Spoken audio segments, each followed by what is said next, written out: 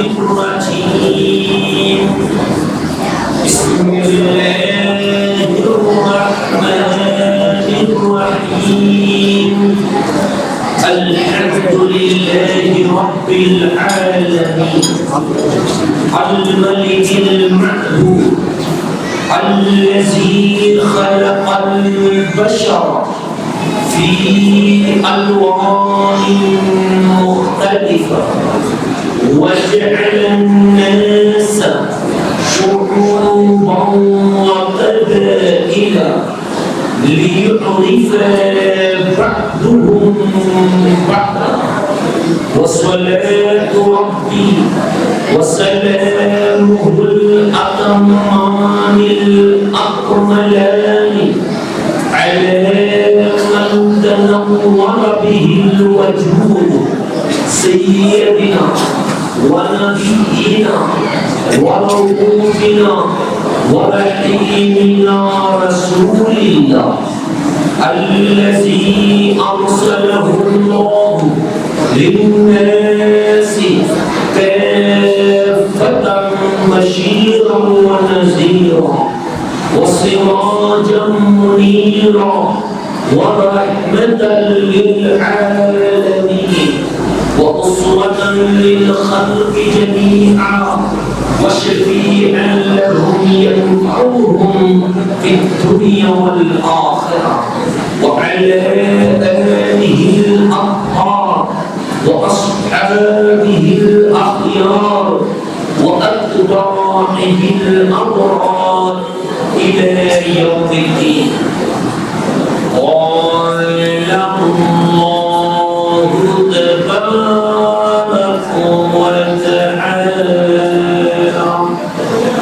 في شأن حبيبه آمرا ومخبرا إن الله وملائكته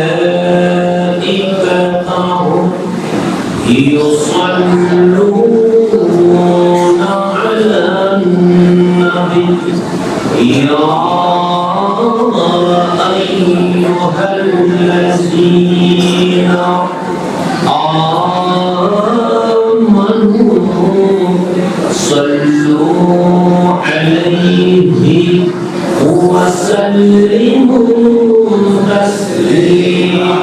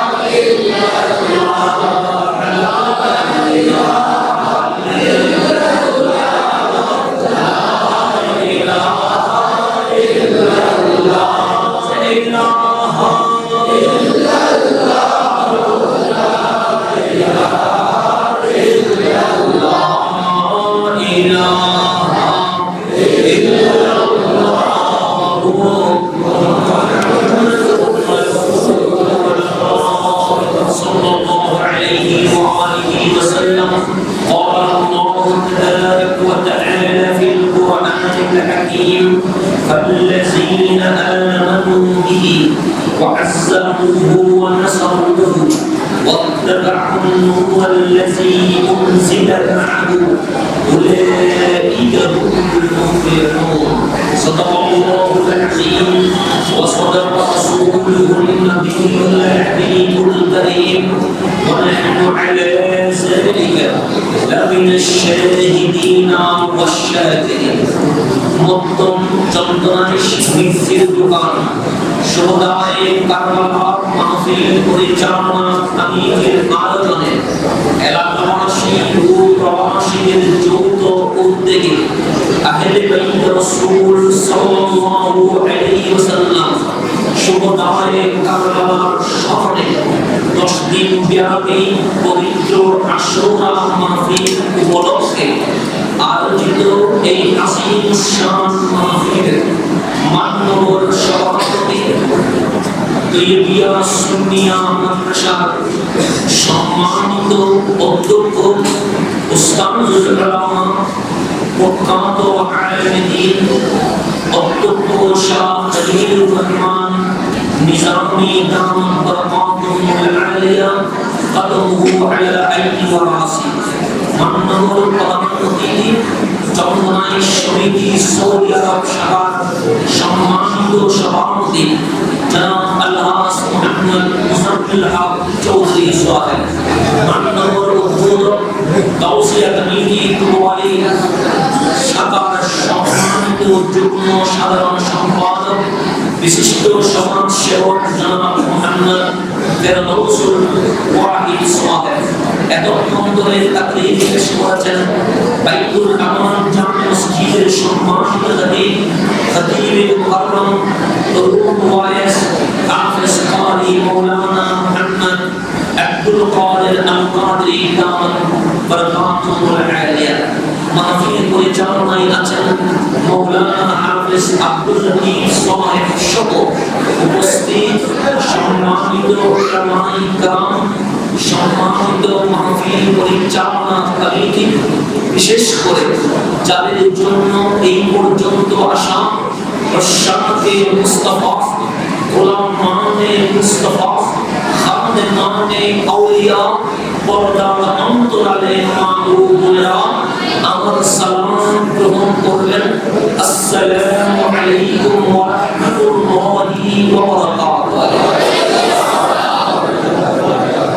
যেহেতু বৈশ্বিক মহামারী করোনার কারণে বিপর্যস্ত সারা বিশ্ব, তার এই ধারাবাহিকতায় আমার বাংলাদেশও আক্রান্ত।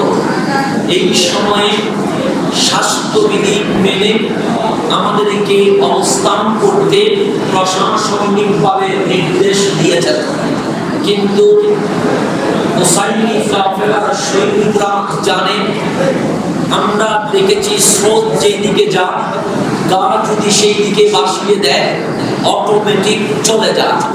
স্রোতে যারা গা ভাসিয়ে দেয় ওদের নাম এসিডি, স্রোতের বিপরীতে যারা অবস্থান নেয় তাদের নাম হোসাইনি। আমরা কখনো স্রোতের সাথে গা ভাসিয়ে দেয় না, কারণ আমরা যদি স্রোতের সাথে গা ভাসিয়ে দিতাম তাহলে আমাদের কেউ ভুল ধরতো না। আমাদের মাহফিলেও 300-400 মিডিয়া থাকতো, আমাদের মাহফিলেও 3-4 লাখ মানুষ হতো, কারণ মানুষ বেশি হওয়ার নাম মুমিন নয়। কারণ কারবালায় 50,000 এজিদি ছিল, একদিকে 72 জন হুসাইনি ছিল।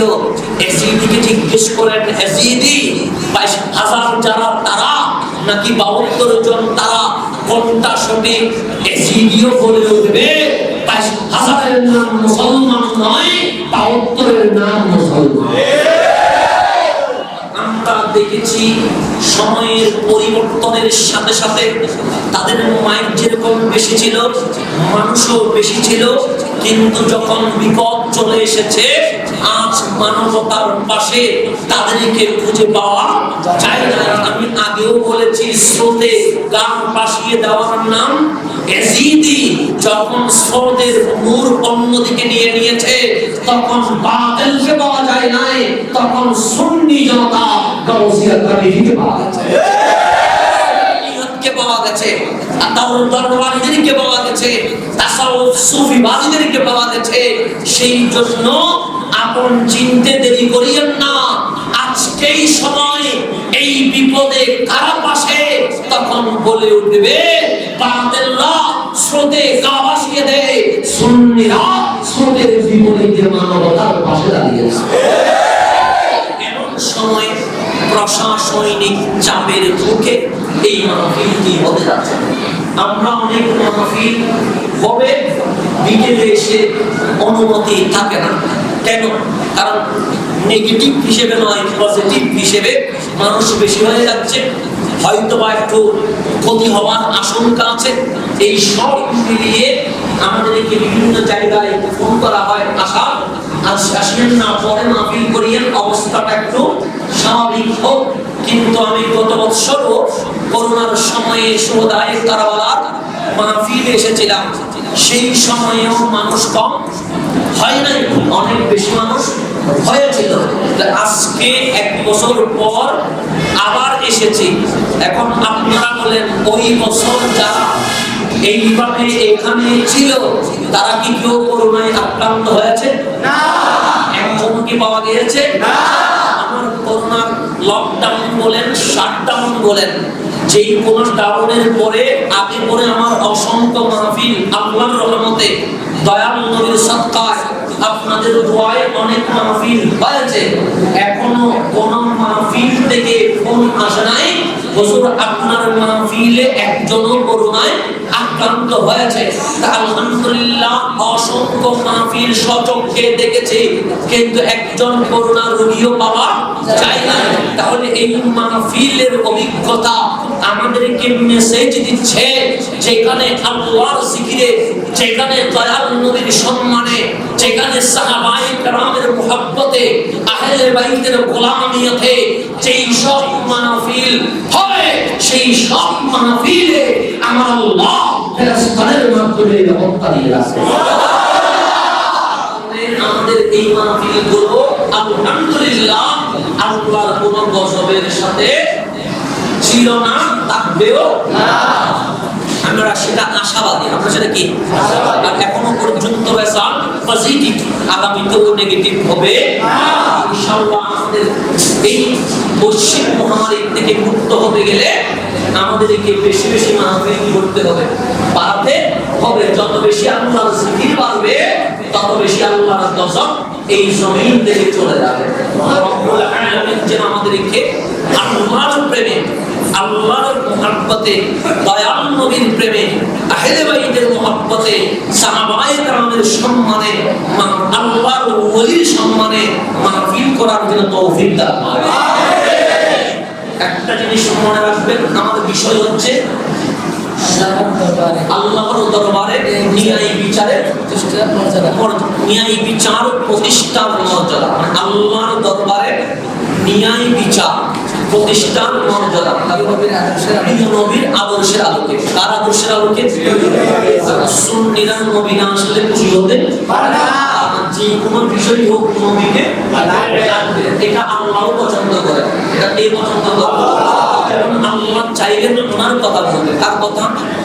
আল্লাহর কথা বলতে। তা আল্লাহর কথাই কি অন্য কাউকে আনার দরকার আছে? দরকার নাই। আল্লাহ বলেন, কুল হুয়াল্লাহু আহাদ। হাবিব আপনি বলে দেন আমি আল্লাহ। এখানেও নবী আছে কেন নাই? আল্লাহ চাইলেন মেরাজের কথা বলবেন। হাবিব শুধু আপনার কথা বলে আমি শেষ করবো না, সুবহানাল্লাযী আসরা বিআবদিহি, আপনি যেখানে থাকবেন সেখানে আমি আল্লাহ আছি। তার মানে যে আল্লাহ যে কোনো বিষয়ে নবীকে মাইনাস করে নাই। আল্লাহ বলে আমি যেখানে রহমান হিসেবে আছি, আমার হাবিব সেখানে রহমাতুল লিল আলামিন হিসেবে আছে। নবীকে বাদ দিয়ে কোনো কিছু হবে কখনো সম্ভব?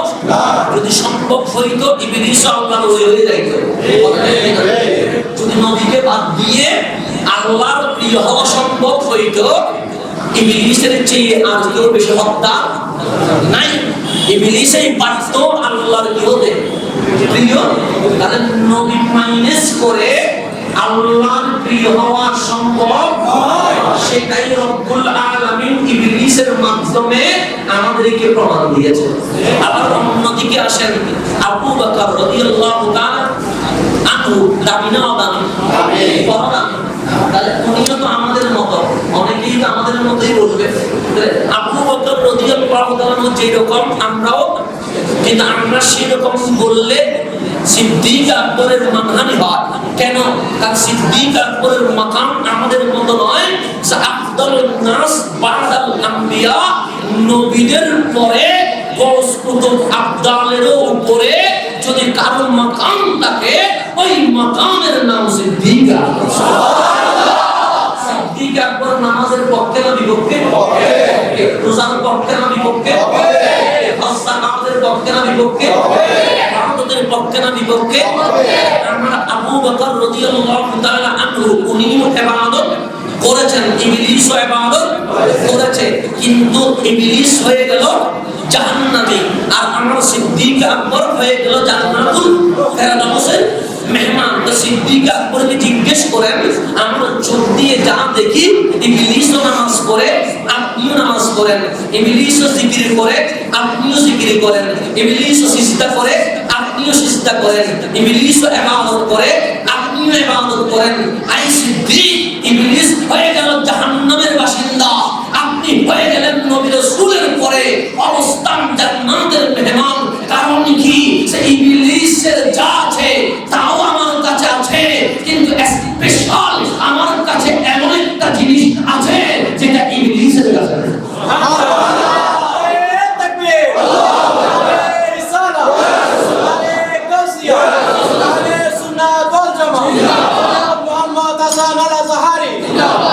যেটা ইবলিসের কাছেও নাই। আই সিদ্দিক আকবর সেটা কি? অবশ্যই আমি নামাজের বিপক্ষে নয়, নামাজ বাদ দেওয়ার পক্ষে নয়, নামাজ নেওয়ার পক্ষে। আমি রোজার পক্ষে, হজের পক্ষে, যাকাতের পক্ষে, ইবাদতের পক্ষে, কিন্তু আমি সব কিছুর আগে আমার একটা জিনিস আছে যেটা ইবলিসের কাছে নাই। সে কোন জিনিসটা?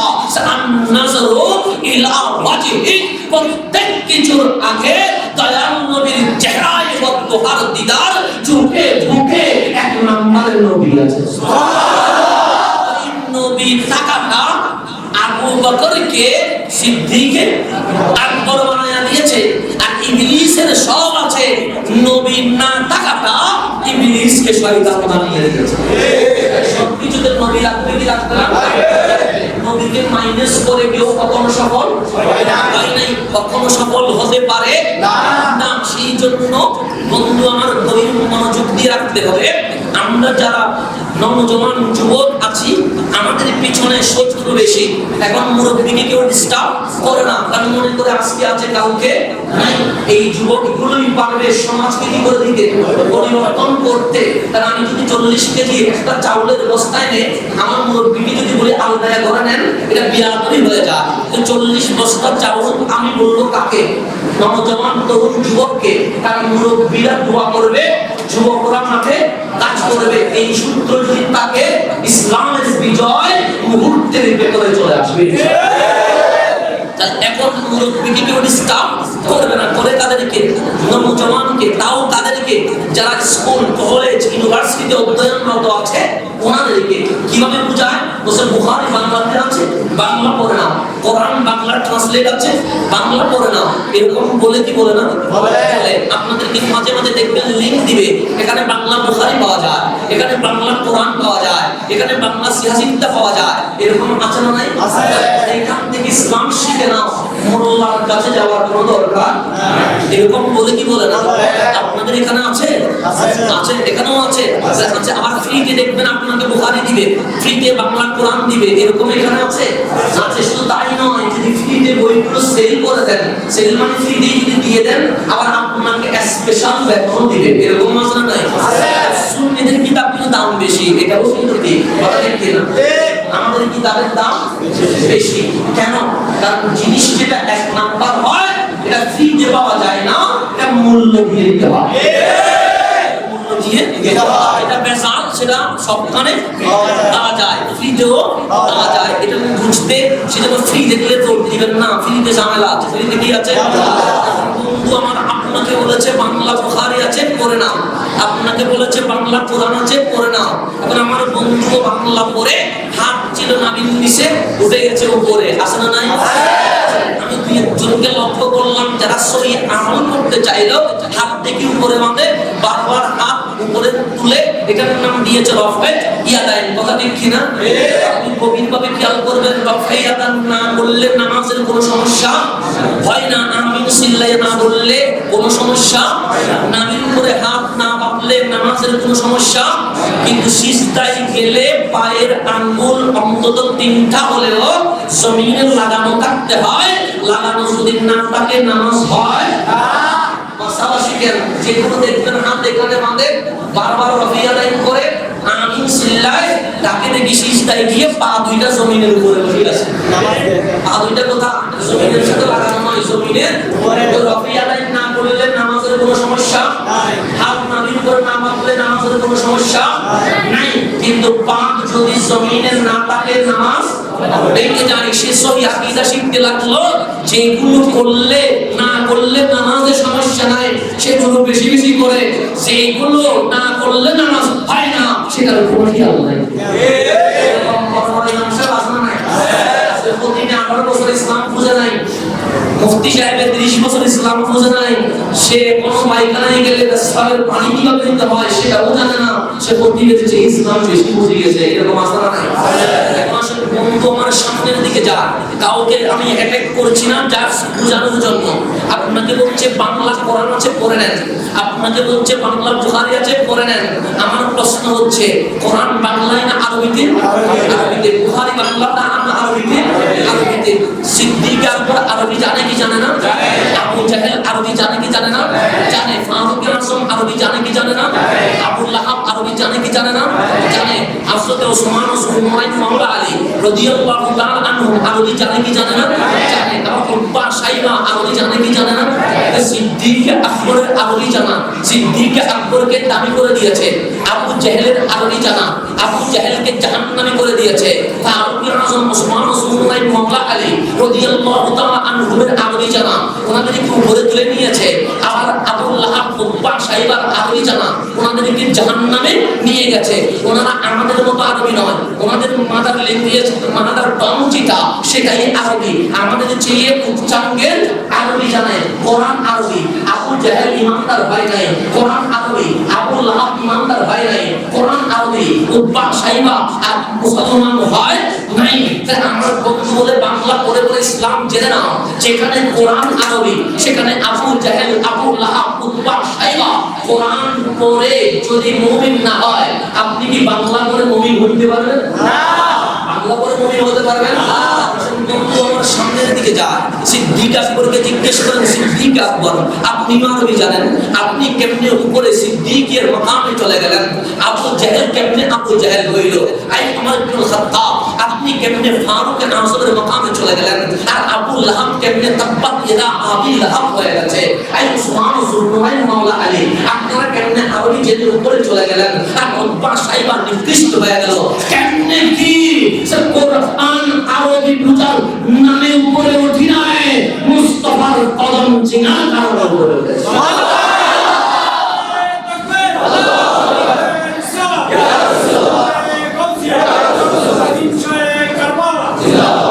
তাহলে বাংলা বলে তৌহিদ না, নবীর মাধ্যমে ইসলাম নিতে, সেই জন্য বিষয়ের মধ্যে রাসূল আসেন নাই? আছে। রাসূল ছাড়া ইসলামের কোনো দাওয়াত নাই। আপনি যদি বলেন যে দাস প্রথা বিলুপ্ত করা হলো, কোথায় আছে? নবীর কালামে আছে। যদি বলে ভাইকে সমান সমান ভাগ দিতে হয়, কোথায় আছে? নবীর আদর্শে আছে। যদি বলেন বোনকে তার সম্পদ বুঝিয়ে দিতে হয়, কোথায় আছে? নবীর আদর্শে আছে। যদি বলেন মা বাবার সেবা করতে হয়, কোথায় আছে? নবীর আদর্শে আছে। নবীকে বাদ দিলে ইসলাম নামের কোনো শব্দ খুঁজে পাওয়া যাবে না। আমরা যখন এটা বুঝে গেছি, আমাদের প্রত্যেক বিষয়ে নবী আছে, নবী আছে। বর্তমান বাংলাদেশে অনেকেই গ্রেফতার হচ্ছে, আপনারা কেউ পরিমণিকে ভালোবেসেছে, তারা এখন কোথায়? এরকম করে দেখলাম যে যারে ভালোবাসে, আমার নবী যে বলেছে যে যারে ভালোবাসে সে তার সাথে, এটা দুনিয়ায় নয়, এটা কোথায়? কিয়ামতে কবরে। কিন্তু আমার নবীর সেই বাণী আমরা দুনিয়াতেও দেখতে পাচ্ছি, যে যারে ভালোবাসে সে তার সাথে, যে নায়িকারে ভালোবাসে সেও দেখি মাদক মামলার আসামি হয়ে কোথায়? জেলখানায়। তাহলে ভালোবাসা মধ্যে পার্থক্য আছে কি নাই? নবীকে মাইনাস করে দিতে চায়, তারাও দেখি অন্য কাউরে ভালোবাসে, তো তারা ওদের সাথে থাকবে। আমরা যেহেতু নবীকে ভালোবাসি, আমরা মুস্তাফার কদমের সাথে থাকবো। এখন সামনের দিকে যাই, বিষয়বস্তুতে চলে যায়। তাহলে ন্যায় বিচার প্রতিষ্ঠায় ইসলাম এবং রাসূলের পাকের জীবনের আলোকে, জীবনের আলোকে এইটাতে আমি ঢুকে যাচ্ছি। একটি আয়াতে কারিমা তেলাওয়াত করার সৌভাগ্য অর্জন করা আছে। সেই আয়াতকে সামনে নিয়ে আজকের আলোচনায় কিছুটা কথা বলবো, কারণ বেশিক্ষণ দেরি করা যাবে না। কারণ বারবার প্রশাসন কর্তৃক আমাদেরকে যেহেতু বলেছেন তাড়াতাড়ি শেষ করতে, তাই আমরা অল্পতে বেশি যেন অন্তরকে বুঝে দিতে পারেন না। আলোচনা যদিও বা সময় কম হয়েছে, কিন্তু বিষয়বস্তু 5 ঘন্টা আলোচনা হয়েছে, যাতে দিতে বসতে পারেন। আসেন আমরা সামনের দিকে যাই। যে আয়াতে কারিমা, এটা সূরা আরাফের 157 নম্বর আয়াত। কয় নম্বর আয়াত? 157। আমরা কেন নবীকে বললাম সেটা বললাম। আল্লাহ রাসূলকে আছে, তাকাচ্ছে রাসূলকে যে কোনো বিষয়ে, যে কোনো বিষয়ে আমরা আল্লাহ যে কোনো বিষয়ে নবীকে মাইনাস করেন নাই। প্রত্যেক বিষয়ে নবীকে এনেছেন, নবীকে বাদ দিয়ে কোনো কিছু। আমি যদি আপনাকে বলি তুমি কি মক্কায় যাবা, মক্কায় যাওয়ার পক্ষে না বিপক্ষে? সবাই হাত তুলবে না? কারণ মুসলমান মক্কায় না যেয়ে যাইবে কোথা? কিন্তু যদি জিজ্ঞেস করি কেন যাবা, বলবেন আল্লাহর ঘর বাইতুল্লাহ আছে, কথা দেখি বলবেন মসজিদে হারাম আছে, বলবেন হাজরে আসওয়াদ আছে, বলবেন আরাফা আছে, বলবেন মিনা মুজদালিফা আছে, বলবেন জমজম আছে, কথা দেখি বলবেন সাফা মারওয়া আছে। এটা সবার উত্তর একই। কিন্তু আল্লাহকে জিজ্ঞেস করেন আল্লাহ মক্কা কেন দামি?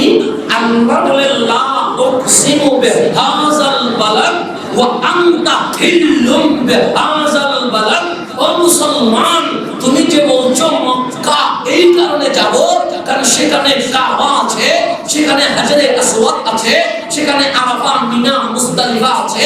আমি আল্লাহকে জিজ্ঞেস করো মক্কা কেন দামি? আমি বলবো না কাবার কারণে, আমি বলবো না আরাফার কারণে, আমি বলবো না মিনা মুজদালিফার কারণে। আল্লাহ কেন? আল্লাহ বলেন ওয়া আনতা হিল্লুম বিহাযাল বালাদ। মুস্তাফা মক্কা এই কারণে দামি হয়েছে কারণ আপনার কদমে পাক মক্কার জমিনে লেগে গেছে। মক্কাতে কাবা আছে, কিন্তু আমার নবী কাবারও তাহলে আল্লাহ বলতেন কাবার কারণে মক্কা দামি, এটা বলতেন ওয়া আনতা হিল্লু বিহাযাল বালাদ। আপনি মুস্তাফার কদমে পাকের কারণে।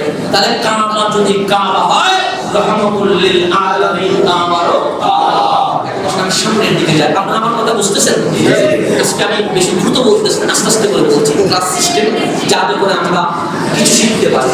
কারণ আসলে আমি এই 1 বছর একটা জিনিস নিয়ে দেখেছি, গবেষণা করেছি যে মানুষের মাঝে আমরা দাওয়াত কিভাবে দেওয়া কথা, তখন বুঝলাম লাফানির নাম দাওয়াত নয়, সিগন্যালের নাম দাওয়াত নয়, রং তামাশার নাম দাওয়াত নয়, মাঝখানে মাহফিলের সময় হঠাৎ করে আযান দেওয়ার নাম দাওয়াত নয়।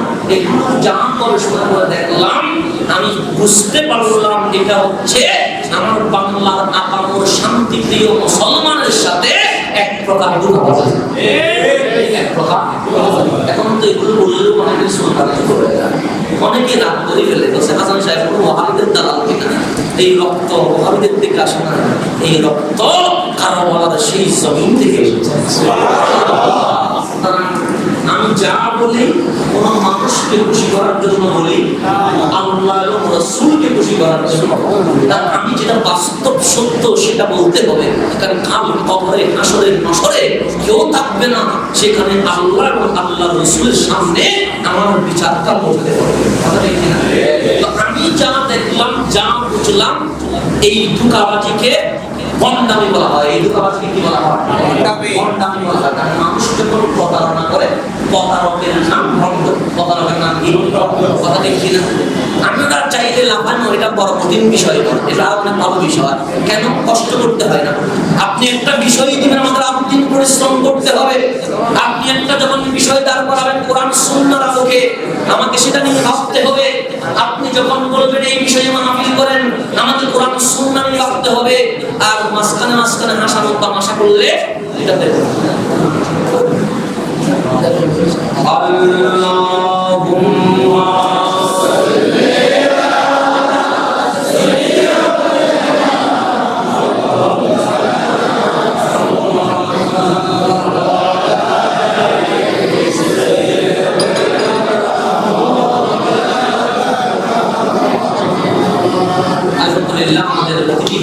চলে এসেছেন। অতিথি চলে আসা মানে মাহফিল হয়ে গেছে, পরিপূর্ণ হয়ে গেছে। আপনার খুশি না বেজা?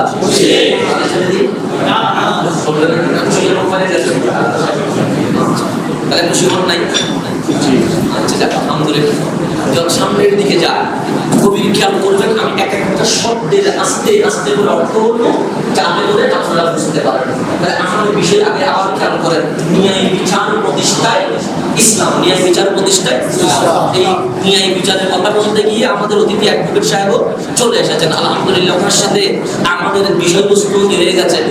উনি আবার সাংবাদিকতা, আমাদের কথাগুলো আলহামদুলিল্লাহ অন্তত ওই দোয়ার পর্যন্ত বসবে বলে আশা করতে পারছি। এখন সামনের দিকে আলহামদুলিল্লাহ বিষয়ের সাথে মিলে গেছে, অতিথির সাথে মিলে গেছে। আল্লাহ কোরআনে বলছে, কে বলছে? আমি বললে মানলে মানতেও পারেন, না মানলে কোনো সমস্যা, কিন্তু আল্লাহ বললে মানতে হবে কি হবে না? আমার বিষয়ে যেহেতু ন্যায় বিচার প্রতিষ্ঠায় ইসলাম এবং দয়াল নবীর আদর্শ, আজকের মাহফিল মুসলমানের এবং এখানে রয়েছে অমুসলিমের জন্য অনেক মেসেজ এবং শিক্ষা রয়েছে। আজকের মাহফিলটা আমি শুধুমাত্র বাংলার মুসলমান বলবো না, আমি বলবো বাংলার সকল কোটি আপামর জনতার জন্য আজকের বিষয়। ঠিক আছে? আমার ইসলাম কাউকে অ্যাটাক করে না, আমার ইসলাম কাউকে হামলা করে না, আমার ইসলাম কাউকে থাপ্পাইতে বলে না, আমার ইসলাম বলে ভালোবাসার মাধ্যমে দাওয়াত করে। কিসের মাধ্যমে? ভালোবাসা। আমি তাহলে একটা জিনিসে বুঝাই, আমাদের তারা আপনার বুঝে যাবেন। ন্যায় বিচার প্রতিষ্ঠা, কি বিচার? আমার দয়াল নবী রাহমাতুল্লিল আলামিন সাল্লাল্লাহু আলাইহি ওয়াসাল্লাম আসলেন মা আমিনার ঘরে। কার ঘরে? মা আমিনার ঘরে। সপ্তাহখানেক থেকে আমার নবী চলে গেলেন তায়েফে মা হালিমার ঘরে। কার ঘরে? মা হালিমা ঘরে। তাহলে শিশু রাহমাতুল্লিল সাল্লাল্লাহু, ওই বয়সে আমাদের কি বুঝ হয়? ওই বয়সে কি আপনার বুঝ হয়? মা হালিমা বললেন, আমি যখন মা আমিনার ঘর থেকে আতা রাহমাতুল্লিল আলামিন সাল্লাল্লাহু আলাইহি ওয়াসাল্লামকে খুলে দিলাম, খুলে নিয়ে নেওয়ার পরে আমার নাম স্তন দুধ মুবারক থেকে দুধ পান করালাম, বাম স্তন দুধ মুবারক দিলাম, দেখলাম শিশু রাহমাতুল্লিল আলামিন পান করে না। তা আমরাও বাচ্চা ছিলাম, আপনিও বাচ্চা ছিলেন, আমরা আমার মায়ের দুই দুধেই পান করেছি। কথাটা ঠিক না? আপনিও দুই দুধে পান করেছেন। মা হালিমা বলেন, 2 বছর দুধ পান করালাম, একটা মুহূর্তের জন্য বান্ধুদের স্তন পান করাইতে পারি নাই, সর্ব অবস্থায় ডান স্তনের দুধটাই পান করেছেন। আমি গভীর মনোযোগ দিলাম। উনি কোন শিশু বৎস রাহমাতুল্লিল, কিন্তু 2 বছর মানুষ একবার হয়তো মুখ ফিরিয়ে নিতে পারে, 2বার হয়তো বা মুখ ফিরিয়ে নিতে পারে, 3বার হয়তো বা মুখ ফিরিয়ে নিতে পারে, কিন্তু এই জাত 2টা বছর দুধ পান করাইলাম, শুধু ডান স্তনের দুধ পান করলো, বাম স্তনের দুধে কখনো মুখ পর্যন্ত লাগাই নাই, ঠোঁট পর্যন্ত লাগাই নাই। আমি হালিমা চিন্তিত হলাম, গবেষণা করতে লাগলাম, কিরে এই শিশু রাহমাতুল্লিল আলামিন ডান স্তনের দুধ পান করলো, বাম স্তনের দুধ পান করো না কেন? তখন আমি হালিমার একটাই উত্তর আসলো, আমার ঘরে আরেকটি বাচ্চা ছিল, আমার আরেকটি সন্তান ছিল। শিশু রাহমাতুল্লিল আলামিন মায়ের কোলে থেকে আমাকে জানিয়ে দিচ্ছে, ডান স্তনের দুধ পান করলাম কারণ সেটা আমার হক, বাম স্তনের দুধ পান করলাম না কারণ সেটা আমার ভাইয়ের হক। আমি দয়াল নবী জমিনে এসেছি সত্য ন্যায় বিচার প্রতিষ্ঠা করার জন্য। শিশু অবস্থায় দুধ পান করে জমিনের মধ্যে ন্যায় বিচার প্রতিষ্ঠা করে দিলাম।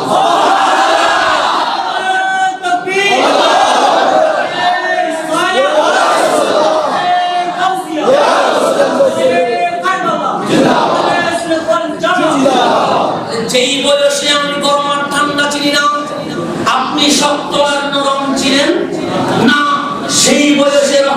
লিল আলামিন মা হালিমার কোলে গিয়ে বিশ্ববাসীকে জানিয়ে দিয়েছে, যদি তোমরা দুই ভাই হও, ভাইয়ের সম্পদ মেরে দিও না। আমি নবীর কোলে থাকা অবস্থায় মায়ের স্তন পান করে ভাই ভাইয়ের সম অধিকার এই জমিনের মধ্যে প্রতিষ্ঠা করে দিয়েছে। এটা কি কেউ পারবে?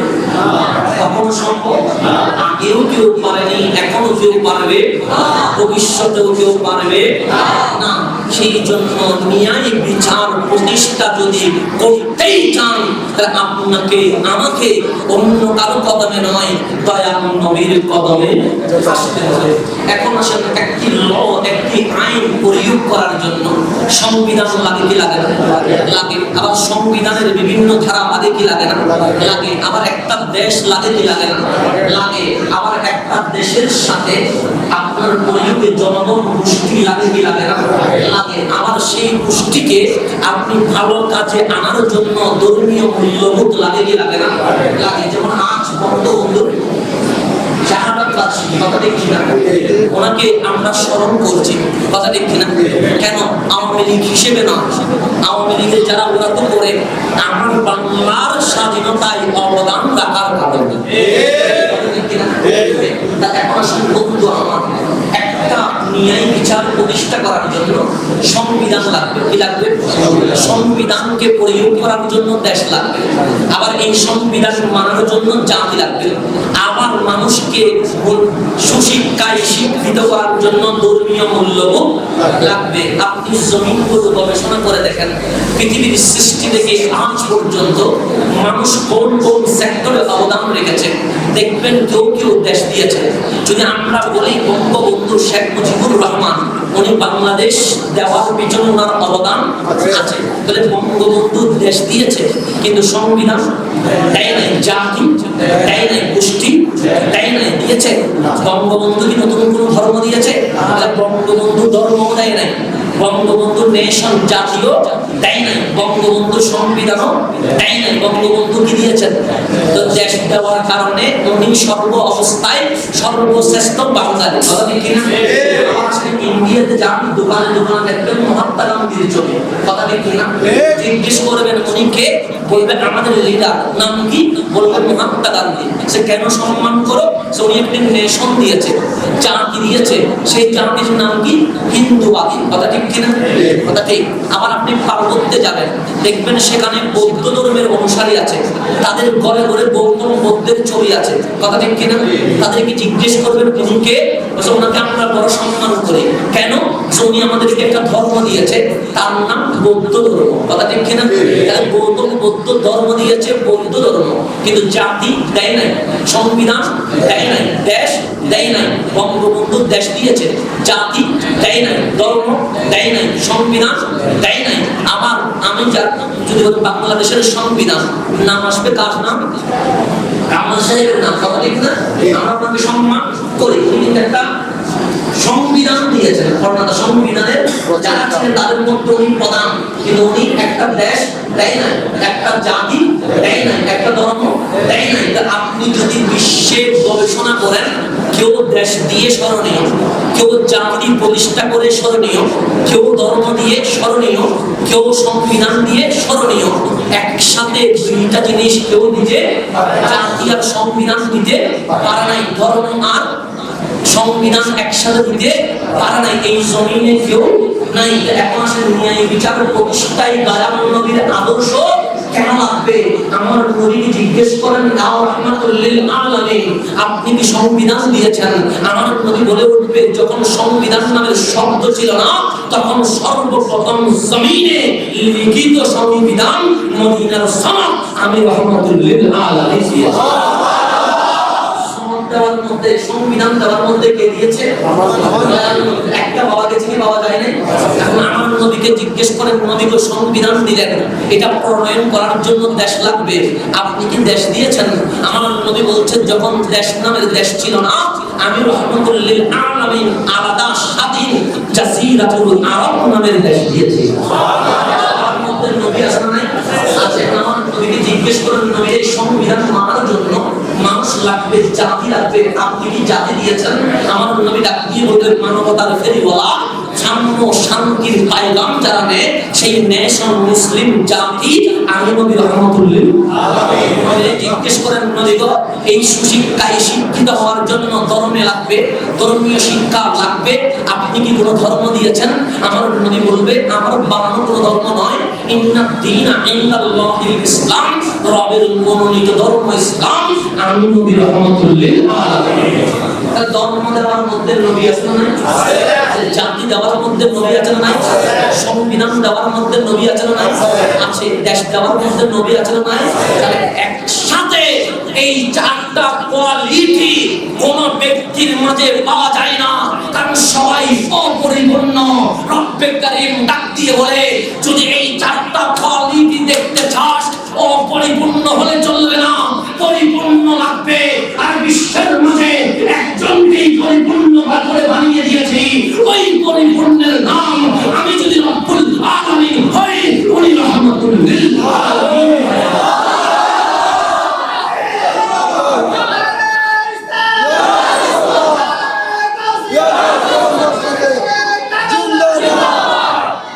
কি হয়ে যায়? রহমাতুল লিল আলামিন। আপনারা বুঝতেছেন? কঠিন হয়ে যাচ্ছে কোনো? কঠিন হলে বলবেন, আমি আরো সহজ করার চেষ্টা করব। তাহলে আসুন, তাহলে নেশন, জাতি, কান্ট্রি, দেশ, ধর্ম, জাতি, তাহলে দেশ সবগুলো একসাথে কার কাছে? রহমতুল্লাহ। সত্য ন্যায় বিচার প্রতিষ্ঠা যদি কারো করা লাগে, এর হকদার এই জমিনে আমার নবী ছাড়া আর কেউ নাই। এটাই হচ্ছে মূল থিওরি। এখন আসলে আল্লাহ বলছে আল্লাযীনা, আল্লাযীনা মানে যারা, আল্লাযীনা মানে কি? যারা আমার মুখে বলবেন ইয়াত্তাবিউনা, ইয়াত্তাবিউনা মানে অনুসরণ করে, ইত্তেবা করে। কোরআনের মধ্যে নবীর অনুসরণ দুইভাবে বলা হয়েছে। এক, আল্লাহ বলেছেন কুল, মাহবুব আপনি বলেন, ইন কুনতুম তুহিব্বুনাল্লাহ ফাত্তাবিউনি, যদি কেউ দাবি করে আমি আল্লাহকে ভালোবাসি, কাকে ভালোবাসি? তাকে বলে দেন আল্লাহর ভালোবাসা চাইলে আমি নবীর অনুসরণ লাগবে। অনুসরণ। আবার কোরআনে আরেক জায়গায় বলছে ইয়া আইয়ুহাল্লাযীনা আমানু, ওহে ঈমানদারগণ, আতিউল্লাহ, আল্লাহর একটা অনুসরণ করো, ও আতিউর রাসূল, এবং রাসূলকে অনুসরণ করো। তাহলে ইত্তেবা মানে অনুসরণ, ইতাআত মানে অনুসরণ। দুইটা মানে কি? অনুসরণ। যে অনুসরণ শব্দ একটা, আরবি কয়টা বললাম? দুইটা। ইত্তেবা মানে অনুসরণ, ইতাআত মানে, কোরআনে দুইটা বলেছে। পার্থক্য কি? ইতাআত মানে নবীজি যা করতে বলেছেন তা করা, যা নিষেধ করেছেন তা না করা, এটার নাম ইতাআত। এটার নাম কি? নবীজি বলেছেন নামাজ পড়ো, আপনি নামাজ পড়লেন, এটার নাম ইতাআত। নবীজি বললেন রোজা রাখো, আমি রোজা রাখলাম, এটার নাম ইতাআত। নবীজি বলেছেন মা বাবার সেবা করো, আমি সেবা করলাম, এটার নাম ইতাআত। আমার নবী বললেন মাদক নিও না, আমি নিলাম না, এটার নাম ইতাআত। আমার নবী বলেছেন ইবতিজিম করো না, আমি করলাম না, এটার নাম। আবার বলছে ইত্তেবা। ইত্তেবা মানে কি? দয়ালু নবী যেভাবে হেসেছেন সেইভাবে হাসা, দয়ালু নবী যেভাবে কেঁদেছেন সেইভাবে কাঁদা, দয়ালু নবী যেভাবে কথা বলেছেন সেইভাবে কথা বলা, দয়ালু নবী যেভাবে হেঁটেছেন সেইভাবে হাঁটা, দয়ালু নবী যেভাবে বসেছেন সেইভাবে বসা, এটার নাম ইত্তেবা। অর্থাৎ হুকুম পালন করাকে ইতাআত বলে, আর কদমে কদমে চলাকে ইত্তেবা বলে। বুখারী বলেন আল্লাহর হাবিবের ওই কালামগুলো করে অনুসরণ করেন, এটার নাম ইতাআত। সিহাসিকতা বলেন আল্লাহর হাবিব যেভাবে বলেছেন সেভাবে করেন, এটার নাম ইতাআত। ইতাআত বুখারীতে পাওয়া যায়, ইতাআত কোরআনে পাওয়া যায়, ইতাআত সুনানে তিরমিজিতে পাওয়া যায়, ইতাআত নাসাঈতে পাওয়া যায়, ইতাআত মুস্তাদরাকের মধ্যে পাওয়া যায়, ইতাআত হাদিসের কিতাবের মধ্যে পাওয়া যায়। কিন্তু ইত্তেবা কেমনে পাবেন? যেমন হাসলো তেমন কেমনে হাসবেন, যেমন কাঁদলো তেমন কেমনে কাঁদবেন, যেমন বসলো তেমন কেমনে বসবেন। আল্লাহর হাবিব ডাক দিয়ে বলেন, হজ্জাতুল বিদার মধ্যে তিরমিজি, নাসাঈ, হাকিম সহ অসংখ্য হাদিস গ্রন্থের মধ্যে এই হাদিসটা রয়েছে। ইমাম হাকিম বলেন হাযা হাদিসুন সহিহুল ইসনাদ, এই হাদিস সহিহ, এতে কোনো সন্দেহ নাই। আমার নবী হজ্জাতুল বিদার মধ্যে বললেন আর থাকবো না, এই দুনিয়ায় রইব না, আমি নবী তোমাদেরকে ছেড়ে দিয়ে জাহেরি ভাবে চলে যাব। সবাই কান্না করলেন নবী গো, আল্লাহ কোরআনে বলেছে ইতাআত লাগবে, ইত্তেবাও লাগবে। ইতাআত বই করে করা যায়, ইতাআত দেখে দেখে করা যায় না, ইত্তেবা দেখে দেখে করতে হয়। দেখবো কেমনে? আমার নবী বললেন তারাক্তু ফীকুম সাকালাইন, আমি দুটো বাজে জিনিস রেখে যাচ্ছি, কিতাবুল্লাহ তাআলা, একটা হচ্ছে আল্লাহর কিতাব, ওয়া ইকরাতি, যদি চাও আমি যেমন হাসি তেমন হাসবা, যদি চাও আমি যেমন কথা বলি তেমন কথা বলবা, যদি চাও আমি যেমন কাঁদি তেমন কাঁদবা, যদি চাও আমি যেমন হাঁটি তেমন হাঁটবা। আমি নবী আমার পরিপূরক হিসেবে আহলে বাইত রাসূলকে রেখে যাচ্ছি, আহলে বাইতের অনুসরণ করিও, আমি নবীর ইত্তেবা হয়ে যাব। আমি নবীর ইত্তেবা তাহলে এতাআত লাগবে, ইত্তেবাও লাগবে। এতাআত করতে গেলে হাদিসের কিতাব লাগবে, ইত্তেবা করতে হলে হুসাইনের কদম লাগবে। বাদ দিতে পারবেন? না। মাইনাস করতে পারবেন? না। না, অনেক ভাই মাইনাস করতে বসে আছে। আপনারা নাই? আল্লাহ এখানে সাল্লাল্লাযিনা ইয়াত্তাবিউনা, দেখে দেখে অনুসরণ করে, দেখে দেখে যারা নবীকে অনুসরণ করে, কাকে অনুসরণ করে? ইয়াত্তাবিউনা রাসূলা, অনুসরণ করে কাকে? আমাকে নয়, আপনাকে নয়, আর রাসূলা। রাসূল কারে পায়? যার কাছে আল্লাহর ওহী আসে, ওনাকে কি বলে? রাসূল বলে। আর রাসূলা, যিনি রাসূলকে অনুসরণ করে, শুধু রাসূল নয়, আন-নবিয়্যা, তিনি শুধু রাসূল হয়ে আসেন নাই, আন-নবিয়্যা, যা তোমরা দেখো না ওটাও যিনি দেখে মানুষকে জানায়া দেন, ওই নাম রাহমাতুল লিল আলামিন। যারা ইয়াত্তাবিউনা, অনুসরণ করে, কার অনুসরণ করে? আর রাসূলা, যিনি যেমন তেমন নয় আল্লাহ রাসূল, আন-নবিয়্যা, যেমন তেমন নয়, দেওয়ালের পিছনের কবর রাখেন না এরকম নয়, আন-নবিয়্যা, তিনি দৃশ্য অদৃশ্যের জ্ঞান সবকিছু যার কাছে আছে এমন নবী। তিনি কেমন নবী? আল উম্মিয়্যা, তিনি রাসূলও নবীও আবার উম্মি। এখানে অনেকেই এই উম্মি শব্দের ইউজ করে বিয়াদবি করতে চায়। আল্লাহ বলে উম্মিটা বিয়াদবি করার জন্য দিয়েছে। উম্মিয়া মানে আমার নবী যে রাসূল হয়েছে, আন-নবিয়্যা, আমার নবী যে দৃশ্য অদৃশ্যের জ্ঞানের অধিকারী হয়েছে, এটা জমিনের কোন টিচার থেকে নেয় নাই। আর রহমান আল্লামাল কোরআন, আমি রহমান আমার হাবিবকে শিখিয়ে দিয়েছি। এই রাসূলের কোয়ালিটি, এই নবুয়তের কোয়ালিটি, এটা আল উম্মিয়া, এটা জমিনের কোন প্রেসিডেন্ট দেয় নাই, এটা সকল মালিকের মালিক রব্বুল আলামিন আমার নবীকে দিয়েছে। উম্মত মানে মা, উম্মত মানে কি? মা। মা কেন বলা হয়? কারণ আমার মা যদি না হয় আমি কি আসবো? আসবো না। আপনি আসবেন? মা ছাড়া সন্তানের কোনো অস্তিত্ব।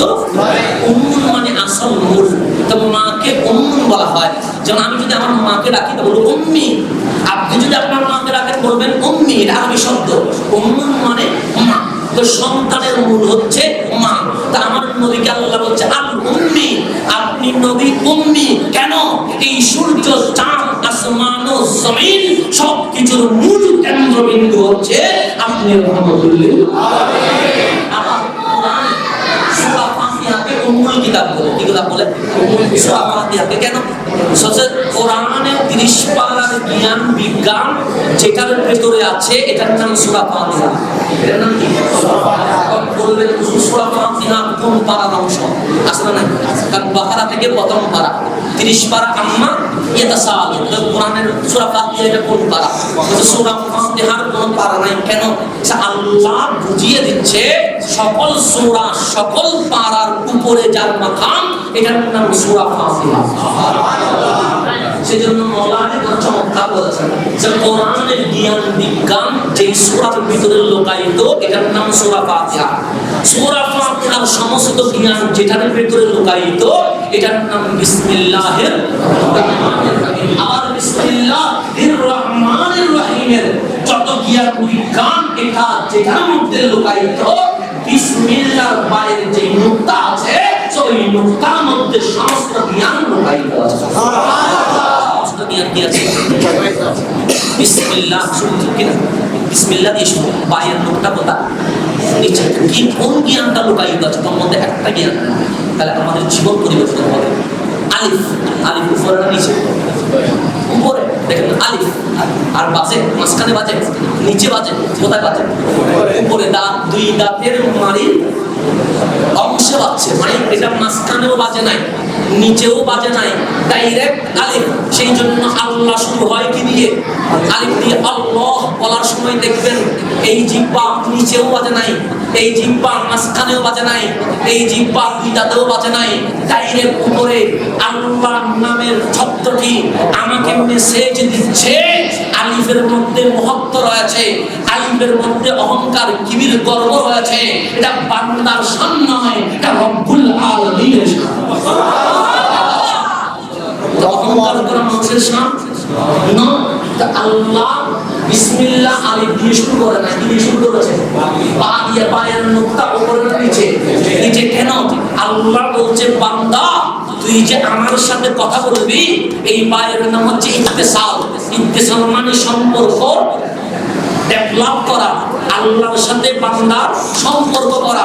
সেই জন্য পা দিয়ে মাওলার আর বান্দার সম্পর্ক শুরু হয়। আল্লাহ যখন রূহের জগতে, এখানে নয়, এখনো জমিনে আসা হয়নি, রূহের জগতে আল্লাহ জিজ্ঞেস করেছিলেন আমি কি তোমাদের রব নয়? কলু, তখন আমি আপনি সবাই একসাথে বলেছিলাম বাবা। কি বলেছিলাম? শব্দ আগে কোনটা? বান্দা আল্লাহর সাথে ডাইরেক্ট কথা বলেছে কি দিয়ে?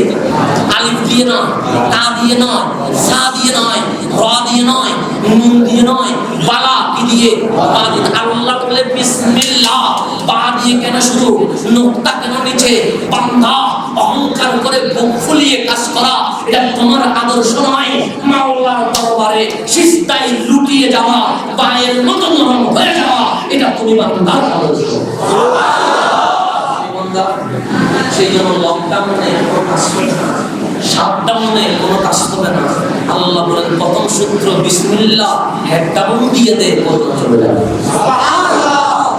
আয় আমাদেরকে মাতাদি করতে হবে, নত করতে হবে। আমি যে কথাটার মধ্যে ছিলাম, আল উম্মিয়া, সূরা ফাতিহাকে বলে উম্মুল কিতাব, মানে কোরআনের মা। কেন? যে কোরআনের সকল জ্ঞান কোথায় আছে? সূরা ফাতিহা। আমার নবীকেও উম্মি বলা হয় কেন? যে বাবা আদম আলাইহিস সালাম থেকে ঈসা রূহুল্লাহ নবী, সকল নবী রাসূল গোসকুত আবদালের যত জ্ঞান বিজ্ঞান আছে, সমস্ত জ্ঞান বিজ্ঞান যার অন্তরে আছে। আল্লাহ বলেন আলাম নাশরাহ লাকা সাদরাক। মাহবুব কেউ ডাক্তার হয়েছে, ইঞ্জিনিয়ার হতে পারে নাই, কেউ ইঞ্জিনিয়ার হয়েছে, লয়ার হতে পারে নাই, কেউ অ্যাডভোকেট হয়েছে, বক্তা হতে পারে নাই। এক একজনের পক্ষ একটাকে অ্যাকসেপ্ট করেছে। আলাম নাশরাহ লাকা সাদরাক। জমিনের যত বিষয় ছিল, আছে, থাকবে, গোপন ওপেন সমস্ত বিষয় যার পক্ষ নিয়েছে, ওই পক্ষের নাম রহমতুল্লিল আলামিন। মক্কাকে বলা হয় উম্মুল কুরা। মক্কাকে কি বলা হয়? উম্মুল কুরা, মানে অর্থাৎ ভিলেজ, যে গ্রাম আছে, গ্রামের মায়ের নাম মক্কা, তার মায়ের নাম মক্কা। কেন? মক্কার মাটি দিয়ে পৃথিবীর জমিনগুলো কি হয়েছে? শুরু হয়েছে। আমার নবীকে উম্মি বলা হয় কেন? বসে বান্দার শুরু হওয়া, এটার উম্মুল হচ্ছে রহমতুল্লিল আলামিন। রহমতুল্লিল আলামিন। সেই জন্য আল্লাহ হাবিব হাদিসের মধ্যে বলেন বাবা আদমকে বানিয়েছে, বলছেন সূরাতিহি, তার সূরত। এটা কার সূরত? বলছে এটা হচ্ছে রহমতুল্লিল আলামিন।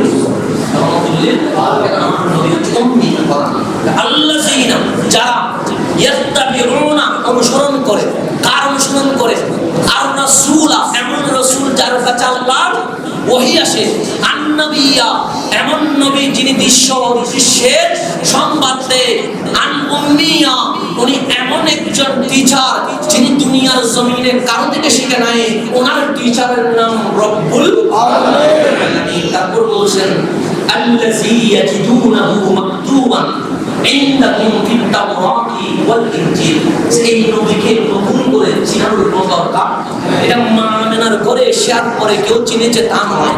আল্লাহ আল্লাযী, যাকে ইয়াজিদুনাহু, খুঁজে পেয়েছে, মাকতুবান, লিখিতভাবে, ইনদাহুম ফিত তাওরাতি ওয়াল ইনজিল।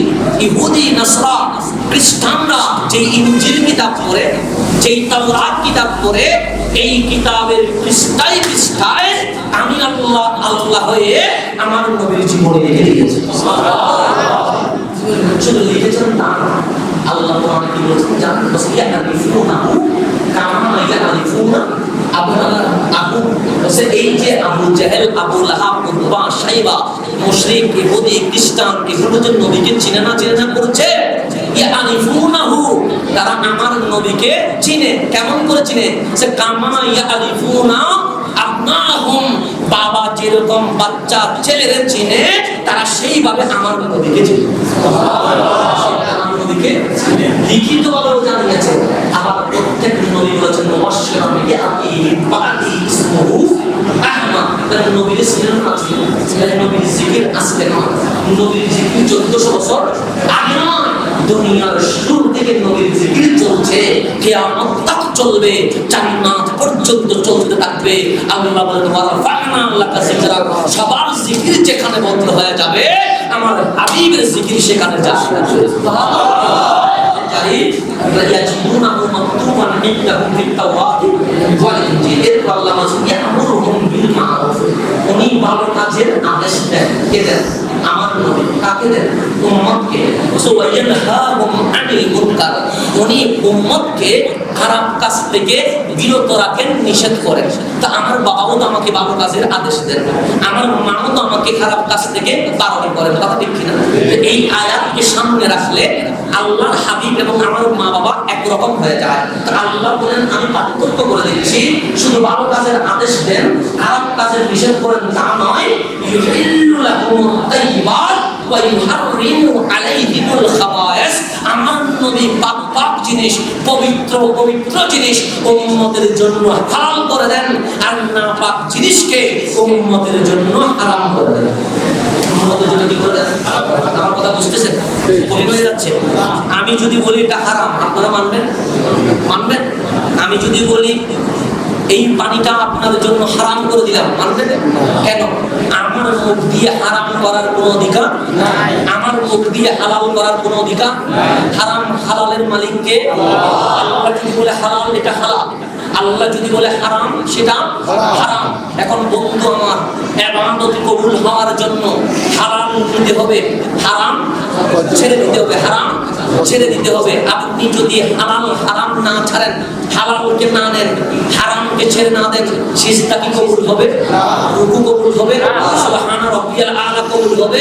সেই জন্য হারামকে বাদ দিতে হবে, হালালকে নিতে হবে, তাহলে এই ইবাদত কবুল। আর না হয় ইবাদত কবুল হবে আমার ভাইয়ের সম্পদ মেরে দিয়ে আমি কোটি বছর সিজদা দিলে কোন কাজ হবে? আমার মা বাবাকে বৃদ্ধাশ্রমে পাঠিয়ে আমি মক্কায় হাজারবার তাওয়াফ করলে কোন কাজ হবে? আল্লাহ বলে হক করলে নিয়াই বিচার যে প্রতিষ্ঠা, বান্দার হক আদায় করে সিজদা করলে আল্লাহ কবুল করব, বান্দার হক নষ্ট করে সিজদা করলে সেটা আমি আল্লাহ কবুল করব না। বন্ধু আমার গভীর মনোযোগ, হালালের লিস্ট লাগবে যাতে করে আমি হালাল কাম নিতে পারি, হারামের লিস্ট লাগবে যাতে করে আমি হারামটা বাদ দিতে পারি। কোরআনকে জিজ্ঞেস করেন, কোরআন হালালের একটা লিস্ট দাও, কোরআন বলে কখনো সম্ভব নয়। কেন? আপনাকে যদি বলে চাউল হালাল, আপনাকে যদি বলে কাঁচামরিচ হালাল, আপনাকে যদি বলে রসুন হালাল, আপনাকে যদি বলে ডাল হালাল, আপনাকে যদি বলে চুল হালাল, আপনাকে যদি বলে মূলা আলু হালাল, এরকম যদি সবজির লিস্ট দেয়, এরকম কোরআন আরো 20টা কথা দেখি। সমুদ্রের মধ্যে যেই মাছ আছে আলহামদুলিল্লাহ, একটা মাছের প্রকার দেখলে তো আমাদের অবাক হয়ে যাওয়ার মতো। এই মাছগুলোতে আল্লাহ বলে পুঁটি মাছ হালাল, ছোট্ট মাছ হালাল, চিংড়ি মাছ হালাল, এরকম করে যদি মাছের প্রকার বলে কোরআন আর লাগবে কি লাগবে? এটা কি কখনো সম্ভব? সম্ভব নয়। তা কোরআনকে যদি বলেন কোরআন আমার হালালের লিস্ট লাগবে কারণ আমি হালালটা নিব, হারামের লিস্ট লাগবে আমি হারামটা কি করে দিব? ছেড়ে দিব। কোরআন বলে এটা আমার পক্ষে সম্ভব না। তো আমি কি করব? সে মা আতাকুমুর রাসূল ফাখুযুহু। হালাল হারাম যদি জানতে চাও ইউটিউব দেখিও না, হালাল হারাম যদি জানতে চাও ফেসবুক দেখিও না, হালাল হারাম যদি জানতে চাও কারো বাংলা ট্রান্সলেট দেখিও না, তোমার মুস্তাফার জামানের দিকে তাকাও। ইউহিল্লু লাকুমুত তাইয়্যিবাত ওয়া ইউহাররিমু আলাইহিমুল খাবায়েস। তোমার মনে আকা রাহমাতুল লিল আলামিনের জবান যদি বলে হালাল, উম্মতের জন্য হালাল হয়ে যায়। তোমার নবী যদি বলে হারাম, উম্মতের জন্য হারাম হয়ে যায়। জন্য কি হয়ে যায়? আমি হালাল করতে পারবো, আপনি করতে পারবেন, আমি হারাম করতে পারবো, আপনি করতে পারবেন। কিন্তু আমার আল্লাহ বলেন এটা এমন নবী যিনি ইউহিল্লুল আহমদ তাইয়্যিবাত, যিনি পবিত্র জিনিসগুলাকে, স্বাস্থ্যসম্মত জিনিসগুলাকে উম্মতের জন্য হালাল করেন, অস্বাস্থ্যকর নাপাক জিনিসকে হারাম করেন। তার যেখানে আমার ক্ষমতা চলে না সেখানে দয়াল নবী, এটা আমি বলেছি না কোরআন বলেছে? যদি যারা বলে, আমরা যারা বলি নবী আমাদের মতন নয়, তারা আমাদেরকে বেদাতি রাখে, তারা আমাদেরকে শিরকি রাখে, তারা আমাদেরকে ভণ্ড বলে। তা আল্লাহ বলছেন নবী তোদের মতন নয়, তোরা হালাল হারাম করতে পারবি না, আমার মুস্তাফা হালাল হারাম করতে পারবে। তোদের ক্ষমতা যেখানে শেষ, আমার মুস্তাফার ক্ষমতা সেখানে শুরু। এই আকীদা আমি বলেছি, সেটাই তো আল্লাহ বলেছে। আমি যদি এই আকীদায় শিরকি বেদাতি ভণ্ড হয়ে যায়, আল্লাহর ব্যাপারে তার ফতোয়া কি হবে আমার একটু জানতে ইচ্ছা করে, জানতে ইচ্ছে করে। সে আল্লাহকে কি বলবেন? কারণ আল্লাহই তো বলেছেন তোদের ক্ষমতা যেখানে শেষ, নবীর ক্ষমতা সেখানে শুরু। আমি বলেছি না আল্লাহ বলেছেন? আল্লাহ বলেছেন। আরো কি বলছে শুনেন, সুওয়াইয়াদাহু আনহুম ইসরাহুম ওয়াল আগলাল আল্লাতী কানাত আলাইহিম। যেই বোঝাটা তাদের পিঠের উপর ছিল, যেই গুনার বোঝা আমাদের পিঠের উপর আছে, এই বোঝা নামিয়ে জাহান্নামকে যিনি জান্নাতি করে দেন, ওনার নাম রহমাতুল লিল আলামিন। দাসত্বের শৃঙ্খলে আবদ্ধ হয়ে, বন্দী হয়ে আমরা যখন মানুষ থেকে দাস হয়ে গেছি, ওই দাস প্রথাকে মুক্ত করে মানুষকে যিনি স্বাধীন করে দেন, ওনার নাম রহমাতুল লিল আলামিন। তার সম্পর্কে করেছেন, হারাম করেছেন দয়াল নবী, হারাম করেছেন দয়াল নবী, দাসত্ব থেকে স্বাধীন করেছেন দয়াল নবী। আমার উপর যেই পূজা চেপে গেছিল ওই পূজা নামিয়ে দিয়েছেন, সব কিছু করেছেন দয়াল নবী, নাম হয়েছে ইসলাম, নাম হয়েছে ইসলাম। সেই জন্য বন্ধু আমার, কবির মনোযোগ, আমার মাহফিল আমি শেষ দিকে নিয়ে আসতে লাগলাম। রহমাতুল লিল আলামিন মক্কা বিজয়ী রওনা হয়ে গেলেন, ১৬ লক্ষ সাহাবী পিছনে, তাকবীরের পর তাকবীর চলছে। আমার নবীর সামনে, আমার নবীর সাহাবায়ে کرام পিছনে। আস্তে আস্তে যখন মক্কার বর্ডারে ঢুকে গেলেন, মক্কার কাফের মুশরিক যারা আমার নবীর সিজদার মধ্যে গরুর তুলে দিয়েছিল, যারা আমার নবীকে তায়েফের মধ্যে পাথর মেরেছিল, যারা আমার নবীর সামনে সাহাবায়ে کرامকে শহীদ করেছিল, তারা যা পেল তা নিয়ে দৌড়তে লাগলো, পালিয়ে যেতে লাগলো। আমার নবী দেখলেন মক্কার অবস্থা ভালো নয়, সবাই দৌড়াদৌড়ি করছে। আমার নবী উঁচু স্থানে দাঁড়িয়ে গেলেন, ডাক দিলেন, ইয়া আহলা মক্কা তাআলাউ বিনা, ওই মক্কাবাসী দূরিস না, আমার কাছে আয়, কথা আছে। দূরিস কেন? মক্কাবাসী বললেন, জামাই দিয়েছি, যেইভাবে সাহাবায়ে کرامের উপর নির্যাতন করেছি, এই বিচার যদি এই জমিনে হয়, আমাদের ফাঁসি ছাড়া আর কোনো উপায় না, সুতরাং আমরা হিজরত করব। আমার নবী বললেন, আমি করেছি হিজরত, কিন্তু দয়ার নবী, মার নবী নিয়াই বিচারক রহমাতুল লিল আলামিন। মায়ের বদলে মায়ের নয়, আমি নবী তোদেরকে সাধারণ ক্ষমা ঘোষণা করে দিলাম। কি করে দিলাম? সাধারণ ক্ষমা ঘোষণা করে আমার নবী সামনের দিকে চাইতে লাগলেন, খানায়ে কাবা দখল করে নিলেন। আমার নবী ডাক দিলেন, মক্কাবাসী যারা তোমরা পূজা করছো, এই কাবা বাইতুল্লাহ আল্লাহর ঘর, এই ঘরের পূজা করা যাবে, এই ঘরে মাওলাকে সিজদা করা যাবে। পূজা যদি করতে হয় বাইরে করো, কিন্তু আল্লাহর ঘরে পূজা করার কোনো সিস্টেম। ৩৬০ মূর্তি ভেঙে বের করে দিলেন, জমজমের পানি দিয়ে খানায়ে কাবা ধুয়ে দিলেন। যখন পরিষ্কার হয়ে গেল, আমার নবী খানায়ে কাবার উপরে ফতহে মক্কা, মক্কা বিজয়ের পতাকা কাবার উপর তুলে দিয়ে ডাক দিয়ে বললেন, মদিনা এতদিন যেইভাবে ইসলামী শাসন কায়েম হয়েছে, আজকে থেকে মক্কা ভূমিতে ইসলামী শাসন কায়েম করা হবে। সুবহানাল্লাহ। এখন সিদ্দিক আকবর খুশি না বেজার? ফারুক আযম, উসমান নূরাইন, ১৬ লক্ষ সাহাবী, মাওলা আলী সহ সবাই খুশি, একজন আরেকজনের জড়ায়া ধরে হাসি উল্লাস করে, যে জমিন থেকে আমাদেরকে বের করে দিয়েছে, এই জমিন আজ আমাদের হাতে চলে এসেছে। আমার নবী ডানে তাকায়, বামে তাকায়, দেখলেন বেলালের কোনো দেখা নাই। আমার নবী ডাক দিলেন, আবু বকর, আমার বেলাল একটু ডাকো, জোহরের নামাজের সময় হয়ে গেছে, আযান দিতে হবে, একটু বেলাল নিয়ে আসো। বেলাল এক কোনায় মন কালো করে দাঁড়িয়ে আছে। সিদ্দিক আকবর সৈয়দুনা বেলাল রাদিয়াল্লাহু তাআলা কে নিয়ে আসলেন আমার নবীর সামনে। আমার নবী ডাক দিলেন, আমার বেলাল, আইনা তাযহাব, বেলাল কোথায়? আসো এদিকে। বললেন, ইয়া রাসূলুল্লাহ, হুকুম করেন। সে বেলাল, জোহরের নামাজের সময় হয়েছে, আযান দিতে হবে, তো তুমি কাবার উপরে উঠে যাও। কাবার উপরে উঠা সম্ভব? সকল ঘরের চেয়ে দামি ঘরের নাম কি? কাবা। কাবার উপরে সিদ্দিকে আকবরকে তুলে নাই, কাবার উপরে ফারুকে আজমকে তুলে নাই, কাবার উপরে উসমান জুন্নুরাইনকে তুলে নাই, কাবার উপরে মাওলা আলীকে তুলে নাই, কাবার উপরে আশরায়ে মুবাশশারাকে তুলে নাই, কাবার উপরে বদর আর হুনাইন খন্দকে যারা শহীদ হয়েছে ওনাদের পরিবারকে তুলে নাই।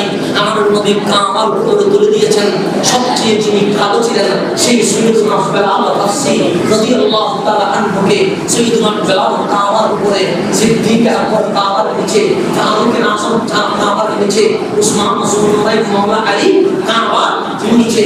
আমার সাইয়্যিদুনা সিদ্দিক আকবর হাসছে, আমার 16 লক্ষ সাহাবী রাসূল রাদিয়াল্লাহু তাআলা আনহুম হাসছে, কিন্তু কাবার উপরে একজন বেলাল দুচোখের পানি ছেড়ে দিয়ে কান্না করছে।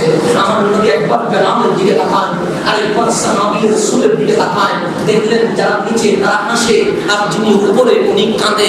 আমার নবী ডাক দিলেন, ও আমার বেলাল, সবাই হাসে, দেখুন আমার সিদ্দিক হাসছে, দেখুন আমার ফারুক হাসছে, দেখুন আমার জুলনুরাইন হাসছে, দেখুন আমার আসাদুল্লাহিল গালিব হাসছে, দেখুন আমার হাসনাইন করিমিন হাসছে, দেখুন আমার 16 লক্ষ সাহাবী হাসছে।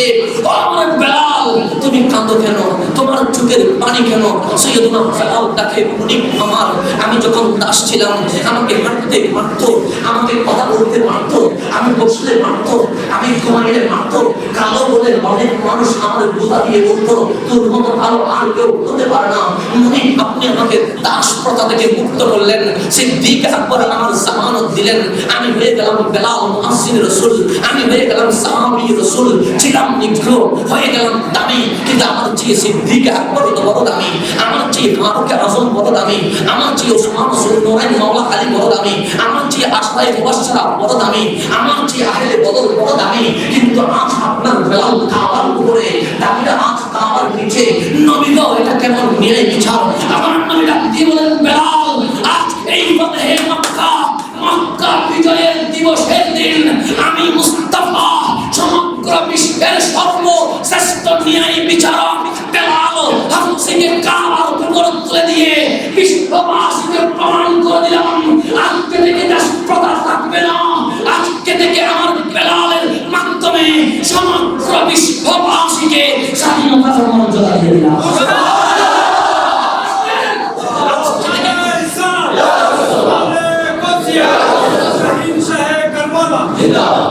আজকে থেকে কোন নারীর প্রতি কোনো অবহেলা থাকবে না, অশ্লীলতা বেহায়া করার নামে নারীকে পণ্য বানানো হবে না। মা হলে সন্তানের জন্য বেহেশতের কারণ হবে, বউ হলে স্বামীর জন্য সাক্ষী হবে, এইভাবে করে আমাদের মেয়ে হলে বাবার জন্য জান্নাতের গ্যারান্টি হবে। নারীদেরকে সর্বোচ্চ মাকাম দিয়েছেন রহমাতুল লিল আলামিন। বিজয়ের সর্বপ্রথম এই জমিনে যিনি ন্যায় বিচার প্রতিষ্ঠা করেছেন ওনার নাম রহমাতুল লিল আলামিন।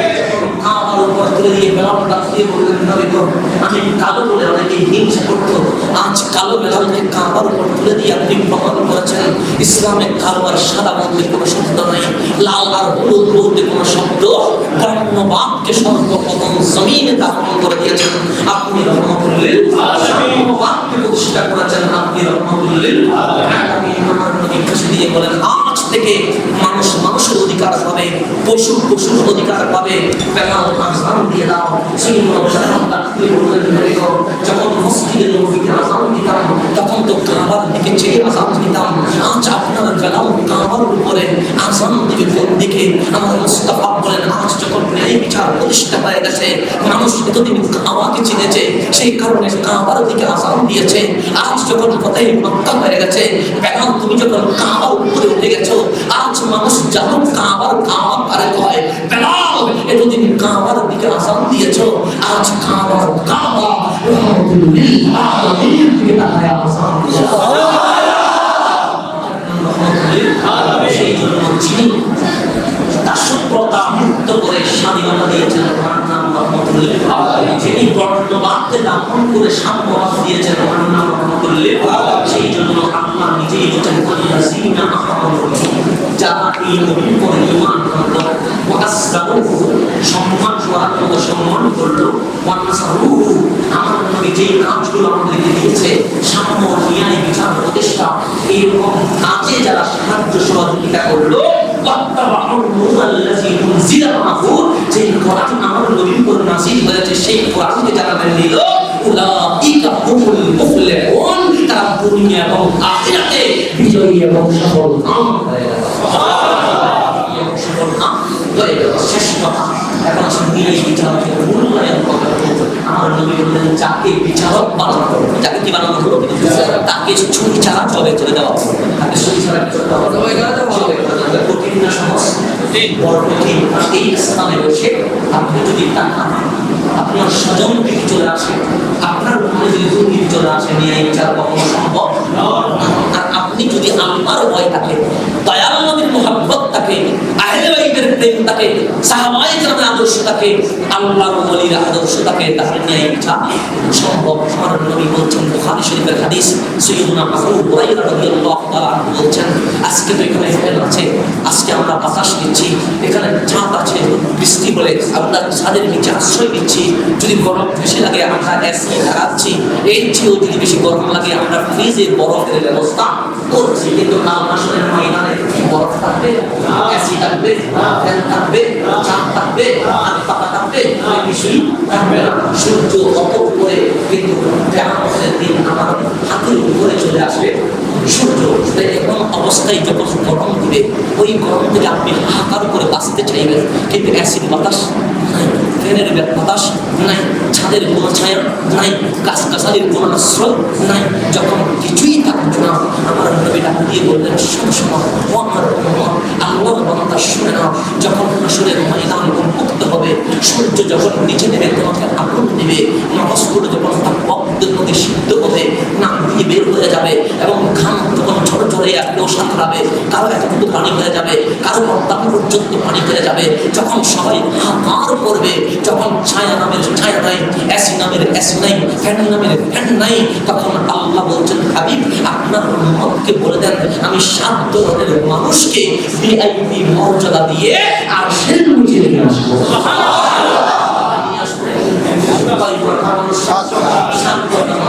তাদের নাম ভিআইপি। আমাদের এমপি ভিআইপি না, আমাদের কমিশনার ভিআইপি, আমাদের চেয়ারম্যান ভিআইপি। আমরা বলে আমারও ভিআইপি আছে, তো মন্ত্রী এমপি কমিশনার নয়, আমার ভিআইপি 7 প্রকার। আমার ভিআইপি কত প্রকার? 7 প্রকার। ওটা কার ভিআইপি? দুনিয়ার ভিআইপি হবে না আল্লাহর ভিআইপি হবে? আর বিপদে কাকে লাগবে? আল্লাহকেই লাগবে। সেই জন্য আল্লাহর হাবিব বলেন, 1 নাম্বার আল ইমামুল আদিল। একজন বিচারক চাইলে, একজন প্রশাসক চাইলে, একজন রাষ্ট্রপ্রধান চাইলে, একজন চেয়ারম্যান কমিশনার মেয়র চাইলে দুর্নীতিও করতে পারে, সমাজের উন্নতিও করতে পারে, মানুষের হক মেরেও দিতে পারে, আবার মানুষের হক বাস্তবায়নও করতে পারে। যেই মানুষ ক্ষমতা পেয়ে বিচারকের পদে আদিষ্ট হয়ে আল ইমামুল আদিল, দুনিয়ার লোভে লোভী না হয়ে, মাওলার প্রেমে আল্লাহর আশিক হয়ে যে দুনিয়ার জমিনে ন্যায় বিচার করলো, আল্লাহ বলেন, হাবিব ওই ন্যায় বিচারককে বলে দেন, যখন কোটি কোটি মানুষ সূর্যের গরমে চিৎকার করবে, ছায়া কই ছায়া কই, যদি সে ন্যায় বিচারক হয়, আমি আল্লাহ তাকে ভিআইপির মর্যাদা দিয়ে আর সে নিচে নিয়ে আসবো। সুবহানাল্লাহ। এক প্রকারের ন্যায় বিচার তাহলে ন্যায় বিচার করতে হবে। আমাদের যেই যেখানে আছে, কেউ মেম্বার, কেউ কমিশনার, কেউ কাউন্সিলর, কেউ নেতার বাড়ি, যার যে ক্ষমতা আছে, সেই ক্ষমতার সৎ ব্যবহার যদি করেন, রব্বুল আলামিন আপনাকে কোথায় নিয়ে এসেছেন? আরশের। আর কোনো বিপদ থাকবে, আল্লাহর আরশের নিচে যাইতে পারলে আর কোনো সমস্যা হবে? সেই জন্য নেতা হন, তবে দুনিয়ার জন্য নয়। নেতা হন রাসূলের মাহফিলের জন্য, নেতা হন আহলে বাইতের জন্য, নেতা হন সাহাবায়ে কেরামের আদর্শ বাস্তবায়ন করার জন্য, নেতা হন আল্লাহর ওলির আদর্শ বাস্তবায়ন করার জন্য। সেই জন্য আসুন, 7 প্রকার শব্দ থেকে আত্মীয়ত লাগবে, সেই জন্য একটা প্রকার বলে গেল আল ইমামুল আদিল, ন্যায়পরায়ণ শাসক, ন্যায়পরায়ণ প্রশাসক যিনি হবেন, রব্বুল আলামিন তাকে ভিআইপি মর্যাদা দিবেন। আসুন আমরা অন্যায়কে বাদ দিয়ে দিই, আমরা সৎ দোষ মাদককে বাদ দিয়ে দিই, আমরা যত অপরাধ পাপ আছে সবগুলোকে বাদ দিয়ে দিই, কারণ প্রত্যেকেই নিজের যে বিচার, কারণ আমার বিচার আমার করতে পারবো দিয়ে, আপনার বিচার আপনি করতে পারবেন। আপনি দেখলেন একদিকে মত আছে আর একদিকে দুধ আছে, কোনটা নেবেন? দুধ নিবেন। মাদক কি করতে হবে? তার প্রত্যেকেই নিজেই মসউল, নিজের বিচারক নিজে বিবেক সর্বোচ্চ বিচার করবে। সেই জন্য যেই জায়গায় আছেন, আসুন আমরা সমাজে দয়াল নবীর আদর্শ বাস্তবায়ন করে নিয়ে বিচার প্রতিষ্ঠা করি, তাহলে দুনিয়াটাও জান্নাত হয়ে যাবে, আখিরাতটাও জান্নাত। আমি হুজুরকে অনেকক্ষণ কষ্ট দিলাম, আপনাদেরকে কষ্ট দিলাম, আপনাদের কাছ থেকে যতটুকু আলোচনা করেছে ততটুকু যেন আমার দ্বারা তৌফিক দান করে। ওয়াখির দাওয়ানা আলহামদুলিল্লাহি রাব্বিল আলামিন। আসলে না, কারণ বাকারা থেকে প্রথম পারা 30 পারা আম্মা ইয়াতাসাল, কোরআনের সূরা ফাতিহা এটা কোন পারা? সূরা ফাতিহার কোন পারা নাই কেন? আল্লাহ বুঝিয়ে দিচ্ছে সকল সূরা সকল পারার উপরে যার মাকাম, এটার নাম সূরা ফাতিহা। সেজন্য মওলানা চমৎকার বলেছেন যে কোরআনের জ্ঞান বিজ্ঞান যে সূরার ভিতরে লুকায়িত, এটার নাম সূরা ফাতিহা। সূরা ফাতিহার সমস্ত জ্ঞান যেটার ভিতরে লুকায়িত, এটার নাম বিসমিল্লাহির রহমানির রহিম। আর বিসমিল্লাহির রহমানির রহিমের যত জ্ঞান বিজ্ঞান এটা যেটার মধ্যে লুকায়িত, বিসমিল্লাহর বাইরে যে নুকতা আছে, ওই নুকতার মধ্যে সমস্ত জ্ঞান লুকায়িত আছে। বিসমিল্লাহ শুনতে কিনা? বিসমিল্লাহ দিয়ে শুরু, বাইরের নোকটা কোথা? নিচে। কি কোন জ্ঞানটা লুকায়িত আছে? তার মধ্যে একটা জ্ঞান, তাহলে আমাদের জীবন পরিবর্তন হবে। আলিফ, আলিফ উপরে না নিচে? উপরে। দেখেন আলিফ আর বাজে, মাঝখানে বাজে, নিচে বাজে, কোথায় বাজে? উপরে। দাঁত, দুই দাঁতের মারি অংশে বাজছে, মানে এটা মাঝখানেও বাজে নাই, নিচেও বাজে নাই, ডাইরেক্ট আলিফ। সেই জন্য আল্লাহ শুরু হয় কি দিয়ে? আলিফ দিয়ে। আল্লাহ বলার সময় দেখবেন এই জিহ্বা নিচেও বাজে নাই, এই জিহ্বা মাঝখানেও বাজে নাই, এই জিহ্বা দুই দাঁতেও বাজে নাই, ডাইরেক্ট উপরে। আল্লাহর নামের শব্দটি আমাকে মেসেজ দিচ্ছে, আলিফের মধ্যে মহত্ব রয়েছে, আলিফের মধ্যে অহংকার, কিবির, গর্ব রয়েছে। এটা বান্দার শান নয়, এটা রব্বুল আলামিনের শান। অহংকার করা মানুষের শান না। আল্লাহ বিসমিল্লাহ আলিফ দিয়ে শুরু করে না, কি দিয়ে শুরু করেছে? পা দিয়ে। পায়ের নোকটা উপরে না নিচে? নিচে। কেন? আল্লাহ বলছে বান্দা তুই যে আমার সাথে কথা বলবি, এই পায়ের নাম হচ্ছে ইত্তেসাল। ইত্তেসাল মানে সম্পর্ক ডেভেলপ করা, আল্লাহর সাথে বান্দার সম্পর্ক করা। সেই জন্য পা দিয়ে মাওলার আর বান্দার সম্পর্ক শুরু হয়। আল্লাহ যখন রূহের জগতে, এখানে নয়, এখনো জমিনে আসা হয়নি, রূহের জগতে আল্লাহ জিজ্ঞেস করেছিলেন আমি কি তোমাদের রব নয়? কলু, তখন আমি আপনি সবাই একসাথে বলেছিলাম বাবা। কি বলেছিলাম? শব্দ আগে কোনটা? বান্দা আল্লাহর সাথে ডাইরেক্ট কথা বলেছে কি দিয়ে? আলিফ দিয়ে নয়, তা দিয়ে নয়, সা দিয়ে নয়, র দিয়ে নয়, নুন দিয়ে নয়, বালা কি দিয়ে? বা দিয়ে। আল্লাহ বলে বিসমিল্লাহ, বা দিয়ে কেন শুরু? নুকতা কেন নিচে? বান্দা অহংকার করে বুক ফুলিয়ে কাজ করা, এটা তোমার আদর্শ নয়। মাওলার দরবারে সিজদায় লুটিয়ে যাওয়া, পায়ের মতো নরম হয়ে যাওয়া, এটা তুমি বান্দার আদর্শ। সেই জন্য লকডাউনে কোনো কাজ হবে না, শাটডাউনে কোনো কাজ হবে না। আল্লাহ বলেন প্রথম সূত্র বিসমিল্লাহ, হেডডাউন দিয়ে দে, বলতে চলে যাবে। আয় আমাদেরকে মাতাদি করতে হবে, মতো করতে হবে। আমি যে কথাটার মধ্যে ছিলাম, আল উম্মিয়া, সূরা ফাতিহাকে বলে উম্মুল কিতাব, মানে কোরআনের মা। কেন? যে কোরআনের সকল জ্ঞান কোথায় আছে? সূরা ফাতিহা। আমার নবীকেও উম্মি বলা হয় কেন? যে বাবা আদম আলাইহিস সালাম থেকে ঈসা রূহুল্লাহ নবী, সকল নবী রাসূল গোসকুত আবদালের যত জ্ঞান বিজ্ঞান আছে, সমস্ত জ্ঞান বিজ্ঞান যার অন্তরে আছে, আল্লাহ বলেন আলাম নাশরাহ লাকা সাদরাক। মাহবুব কেউ ডাক্তার হয়েছে, ইঞ্জিনিয়ার হতে পারে নাই, কেউ ইঞ্জিনিয়ার হয়েছে, লয়ার হতে পারে নাই, কেউ অ্যাডভোকেট হয়েছে, বক্তা হতে পারে নাই। এক একজনের পক্ষ একটাকে অ্যাকসেপ্ট করেছে।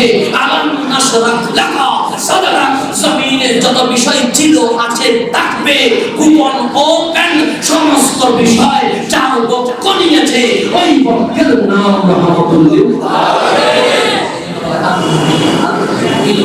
মক্কাকে বলা হয় উম্মুল কুরা। মক্কাকে কি বলা হয়? উম্মুল কুরা, মানে অর্থাৎ প্লেস যে গ্রাম আছে গ্রামের মায়ের নাম মক্কা। তার মায়ের নাম কি? কেন মক্কার মাটি দিয়ে পৃথিবীর জমিন কি হয়েছে? শুরু হয়েছে। আমার নবীকে উম্মি বলা হয় কেন? বসে বান্দার শুরু হওয়া এটার উম্মুল হচ্ছে রহমাতুল লিল আলামিন। সেই জন্য আল্লাহ হাবিব হাদিসের মধ্যে বলেন বাবা আদমকে বানিয়েছে, বলছে সূরাতিহি, তার সূরতে। এটা কার সূরত? বলছে এটা হচ্ছে রহমাতুল লিল আলামিন। রহমাতুল লিল আলামিন আমার নবীর উম্মি কোরআন। আল্লাযিনা যারা ইয়াত্তাবিউনা অনুসরণ করে, কার অনুসরণ করে? আর রাসূলা, এমন রাসূল যার কাছে আল্লাহর ওহী আসে। আন-নবিয়্যা, এমন নবী যিনি বিশ্বের সংবাদ দেয়। আন-উম্মিয়্যা, উনি এমন একজন টিচার যিনি দুনিয়ার জমিনে কারো থেকে শিখে নাই। ওনার টিচারের নাম রব্বুল আলামিন। তারপর বলছেন আল্লাযী ইয়াজিদুনাহু মাকতুবান ইনদাহুম ফিত তাওরাতি ওয়াল ইনজিল। এই নবীকে নতুন করে চিনানোর দরকার। এটা মানার করে শেয়ার করে কেউ চিনেছে তা নয়। আল্লাহ আল্লাযী, যাকে ইয়াজিদুনাহু খুঁজে পেয়েছে, মাকতুবান লিখিতভাবে, ইনদাহুম ফিত তাওরাতি ওয়াল ইনজিল। ইহুদি নাসরা খ্রিস্টানরা যে ইনজিল কিতাব পড়ে, যেই তাওরাত কিতাব পড়ে, এই কিতাবের পৃষ্ঠায় পৃষ্ঠায় আমি আল্লাহ আল্লাহ হয়ে আমার নবীর জীবনে লিখে দিয়েছি। শুধু লিখেছেন তা না, আল্লাহ কোরআনে কি বলেছেন জানেন? ইয়ারিফুনাহু কামা ইয়ারিফুনা আবু। এই যে আবু জাহেল, আবু লাহাব, উতবা, শাইবা, মুশরিক, ইহুদি, খ্রিস্টান, এগুলো যে নবীকে চিনে না করছে, ইয়ারিফুনাহু, তারা আমার নবীকে চিনে। কেমন করে চিনে? সে কামা ইয়ারিফুনা আবনাহুম, বাবা যেরকম বাচ্চা ছেলেদের চিনে, তারা সেইভাবে আমার নবীকে চিনে। লিখিতভাবেও জানিয়েছে। আবার প্রত্যেক নবী বলেছেন মুবাশশিরান বিআতি বাদি ইসমুহু আহমদ। তার নবীর সিরাত আছে, তার নবীর জিকির আজকে নয়, নবীর জিকির 1400 বছর আগে নয়, দুনিয়ার শুরু থেকে নবীর জিকির চলছে, কিয়ামত তক চলবে, জান্নাত পর্যন্ত চলতে থাকবে। আল্লাহ বলেন ওয়ারাফা'না লাকা যিকরাক, সবার জিকির যেখানে বন্ধ হয়ে যাবে, আমার হাবিবের জিকির সেখানে যাবে। সুবহানাল্লাহ। ইয়াজিদুনাহু মাকতুবান ইনদাহুম ফিত তাওরাতি ওয়াল ইনজিল। এরপর আল্লাহ বলেন ইয়ামুরুহুম বিল মা'রুফ, উনি ভালো কাজের আদেশ দেন। কে দেন? আমার নবী। কাকে দেন? উম্মতকে। ওয়ায়ানহাহুম আনিল মুনকার, উনি উম্মতকে খারাপ কাজ থেকে বিরত রাখেন, নিষেধ করেন। তা আমার বাবাও তো আমাকে ভালো কাজের আদেশ দেন, আমার মাও তো আমাকে খারাপ কাজ থেকে বারণ করেন। কথা ঠিক কিনা? এই আয়াতকে সামনে রাখলে আল্লাহর হাবিব এবং আমার মা বাবা একরকম হয়ে যায়। তো আল্লাহ বলেন আমি পার্থক্য করে দিচ্ছি, শুধু ভালো কাজের আদেশ দেন, খারাপ কাজের নিষেধ করেন তা নয়। ইউহিল্লু লাকুমুত তাইয়্যিবাত ওয়া ইউহাররিমু আলাইহিমুল খাবায়েস।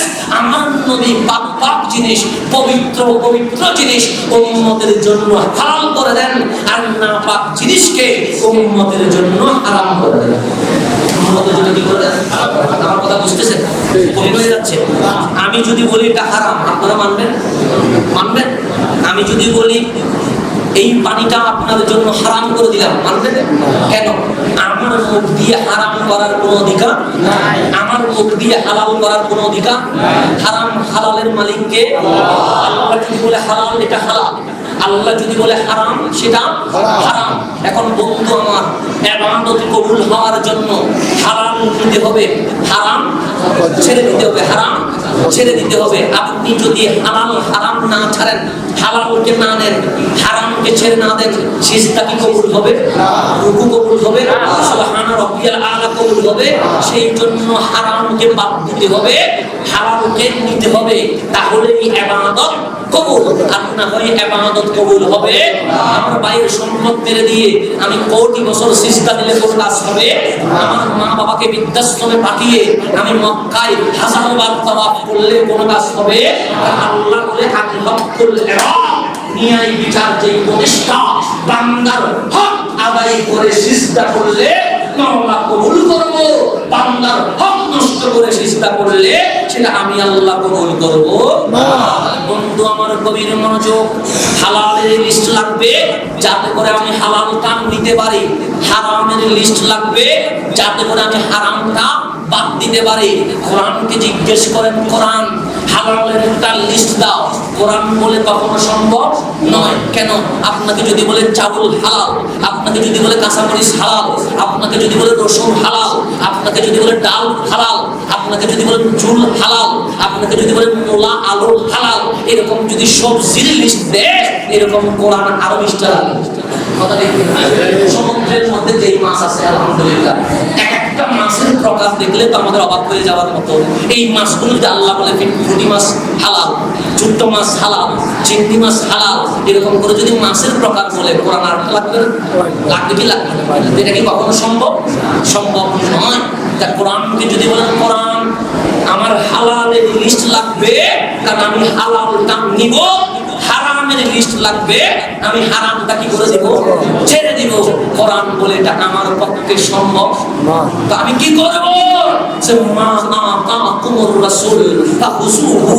হালাল হারাম যদি জানতে চাও ইউটিউব দেখিও না, হালাল হারাম যদি জানতে চাও ফেসবুক দেখিও না, হালাল হারাম যদি জানতে চাও কারো বাংলা ট্রান্সলেট দেখিও না, তোমার মুস্তাফার সালামের দিকে তাকাও। ইউহিল্লু লাহুম তাইয়্যিবাত ওয়া ইউহাররিমু আলাইহিমুল খাবায়েস। তোমার মনে আকা রাহমাতুল লিল আলামিনের সালাম যদি বলে হালাল, উম্মতের জন্য হালাল হয়ে যায়। তোমার নবী যদি বলে হারাম, উম্মতের জন্য হারাম হয়ে যায়। উম্মতের জন্য কি হয়ে যায়? আমি হালাল করতে পারবো, আপনি করতে পারবেন। আমি হারাম করতে পারবো, আপনি করতে পারবেন।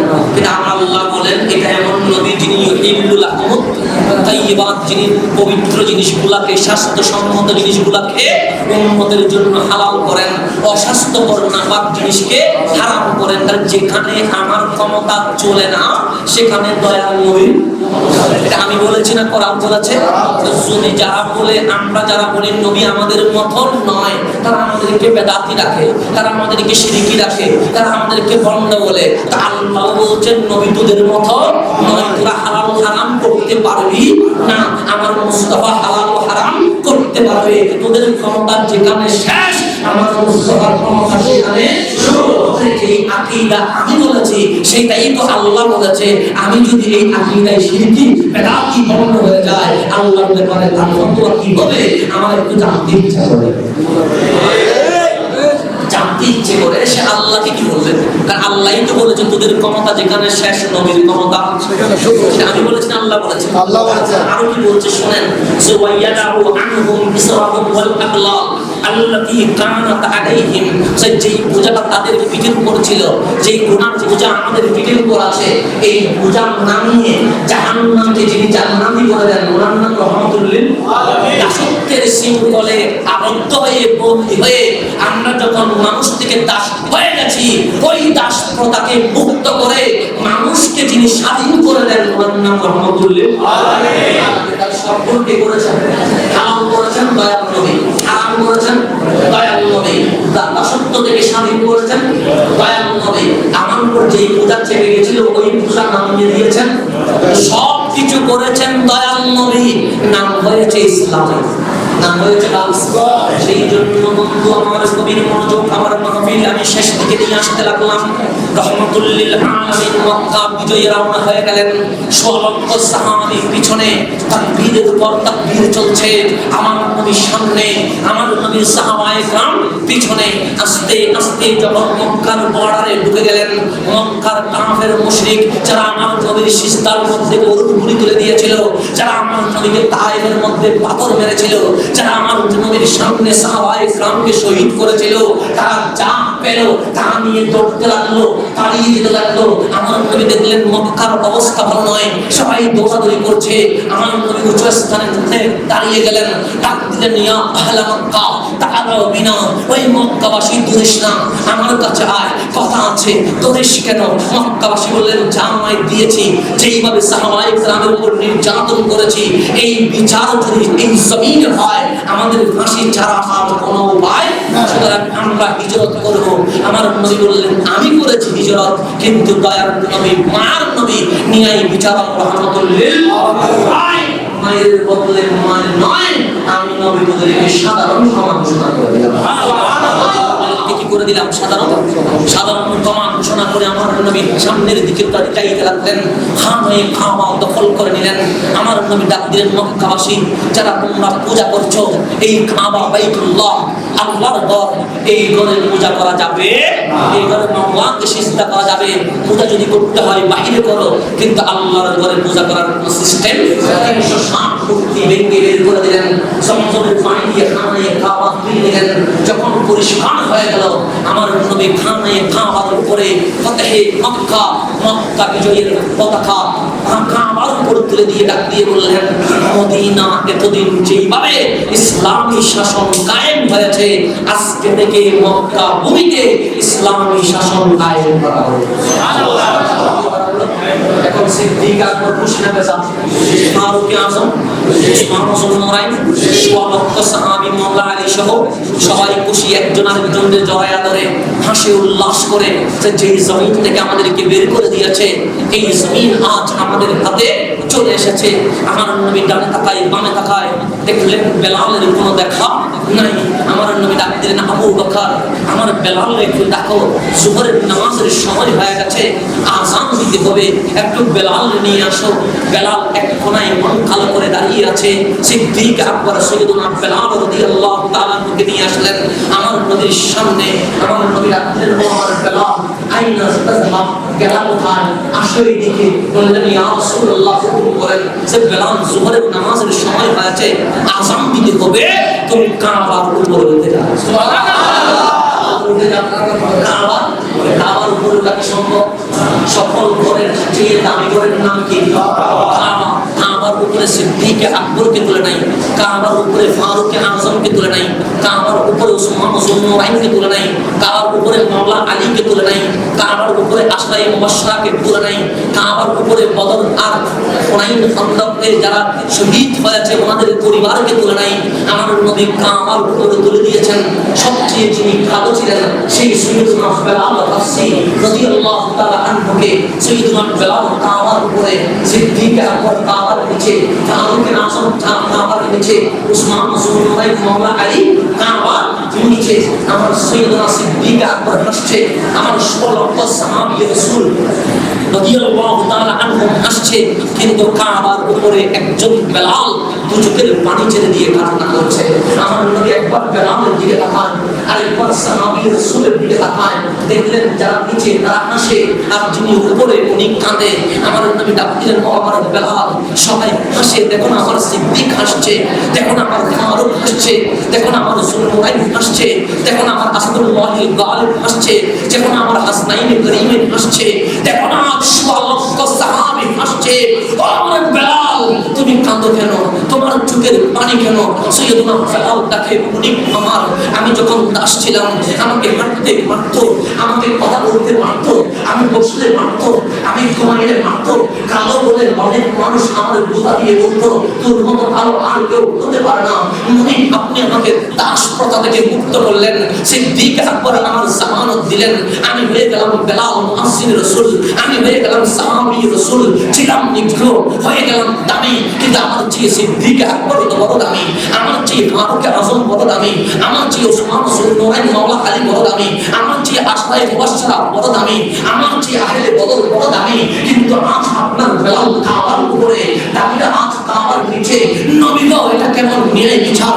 আমার নবী ডাক দিয়ে বলেন, বেলাল, আজ এই ফতহে মক্কা, মক্কা বিজয়ের দিবসের দিন আমি মুস্তাফা সমগ্র বিশ্বের সর্বশ্রেষ্ঠ ন্যায় বিচারক বেলাল হাফসিকে কাবার উপর তুলে দিয়ে বিশ্ববাসীকে প্রমাণ করে দিলাম, আজকে থেকে রাষ্ট্রতা থাকবে না, আজকে থেকে আমার বেলালের মাধ্যমে সমগ্র বিশ্ববাসীকে স্বাধীনতার মর্যাদা দিয়ে দিলাম।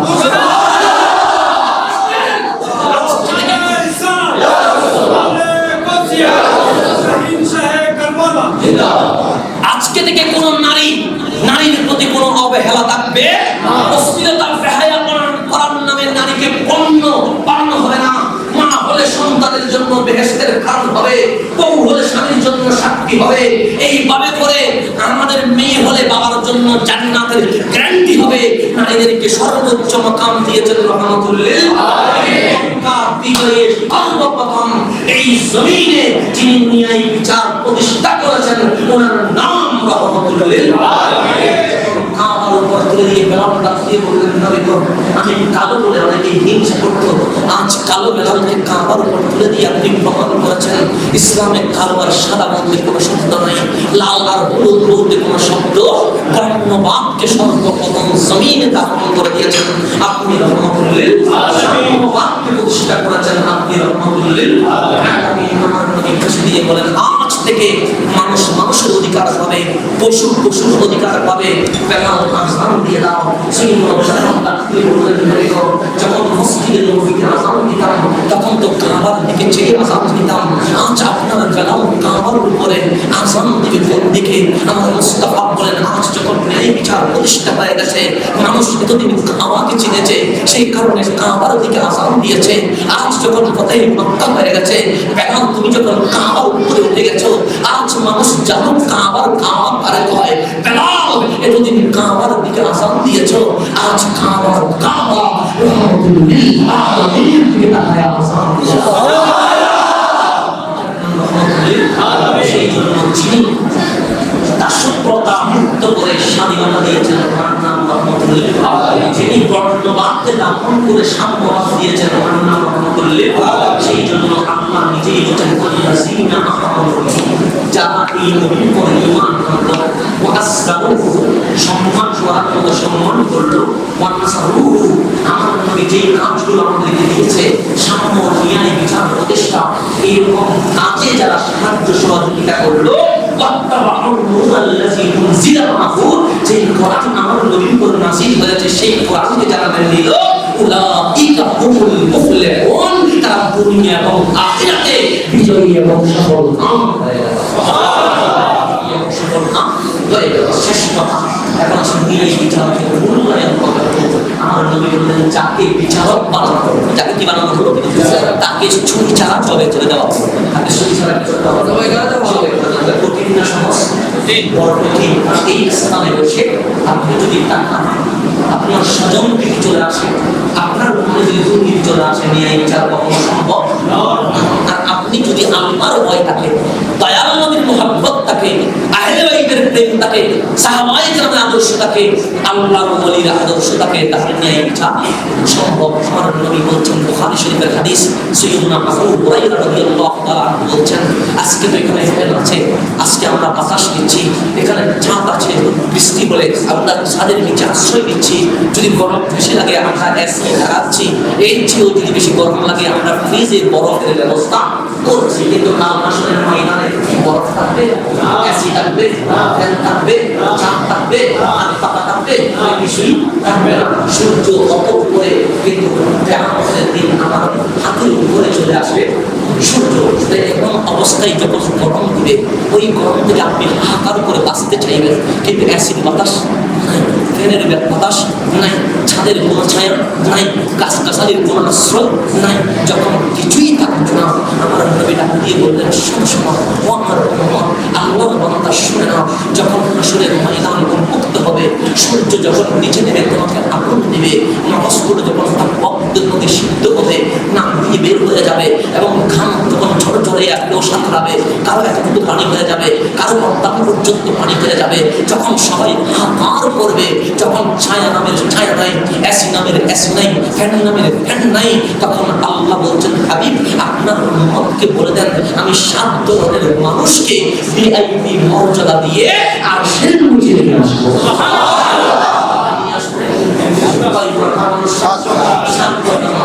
তাদের নাম ভিআইপি।